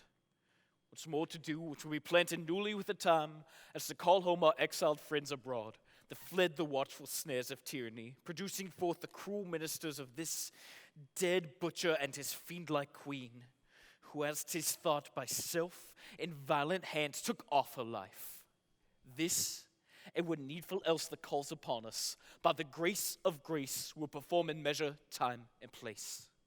So thanks to all at once, and to each one whom we invite to see us crowned at Scone.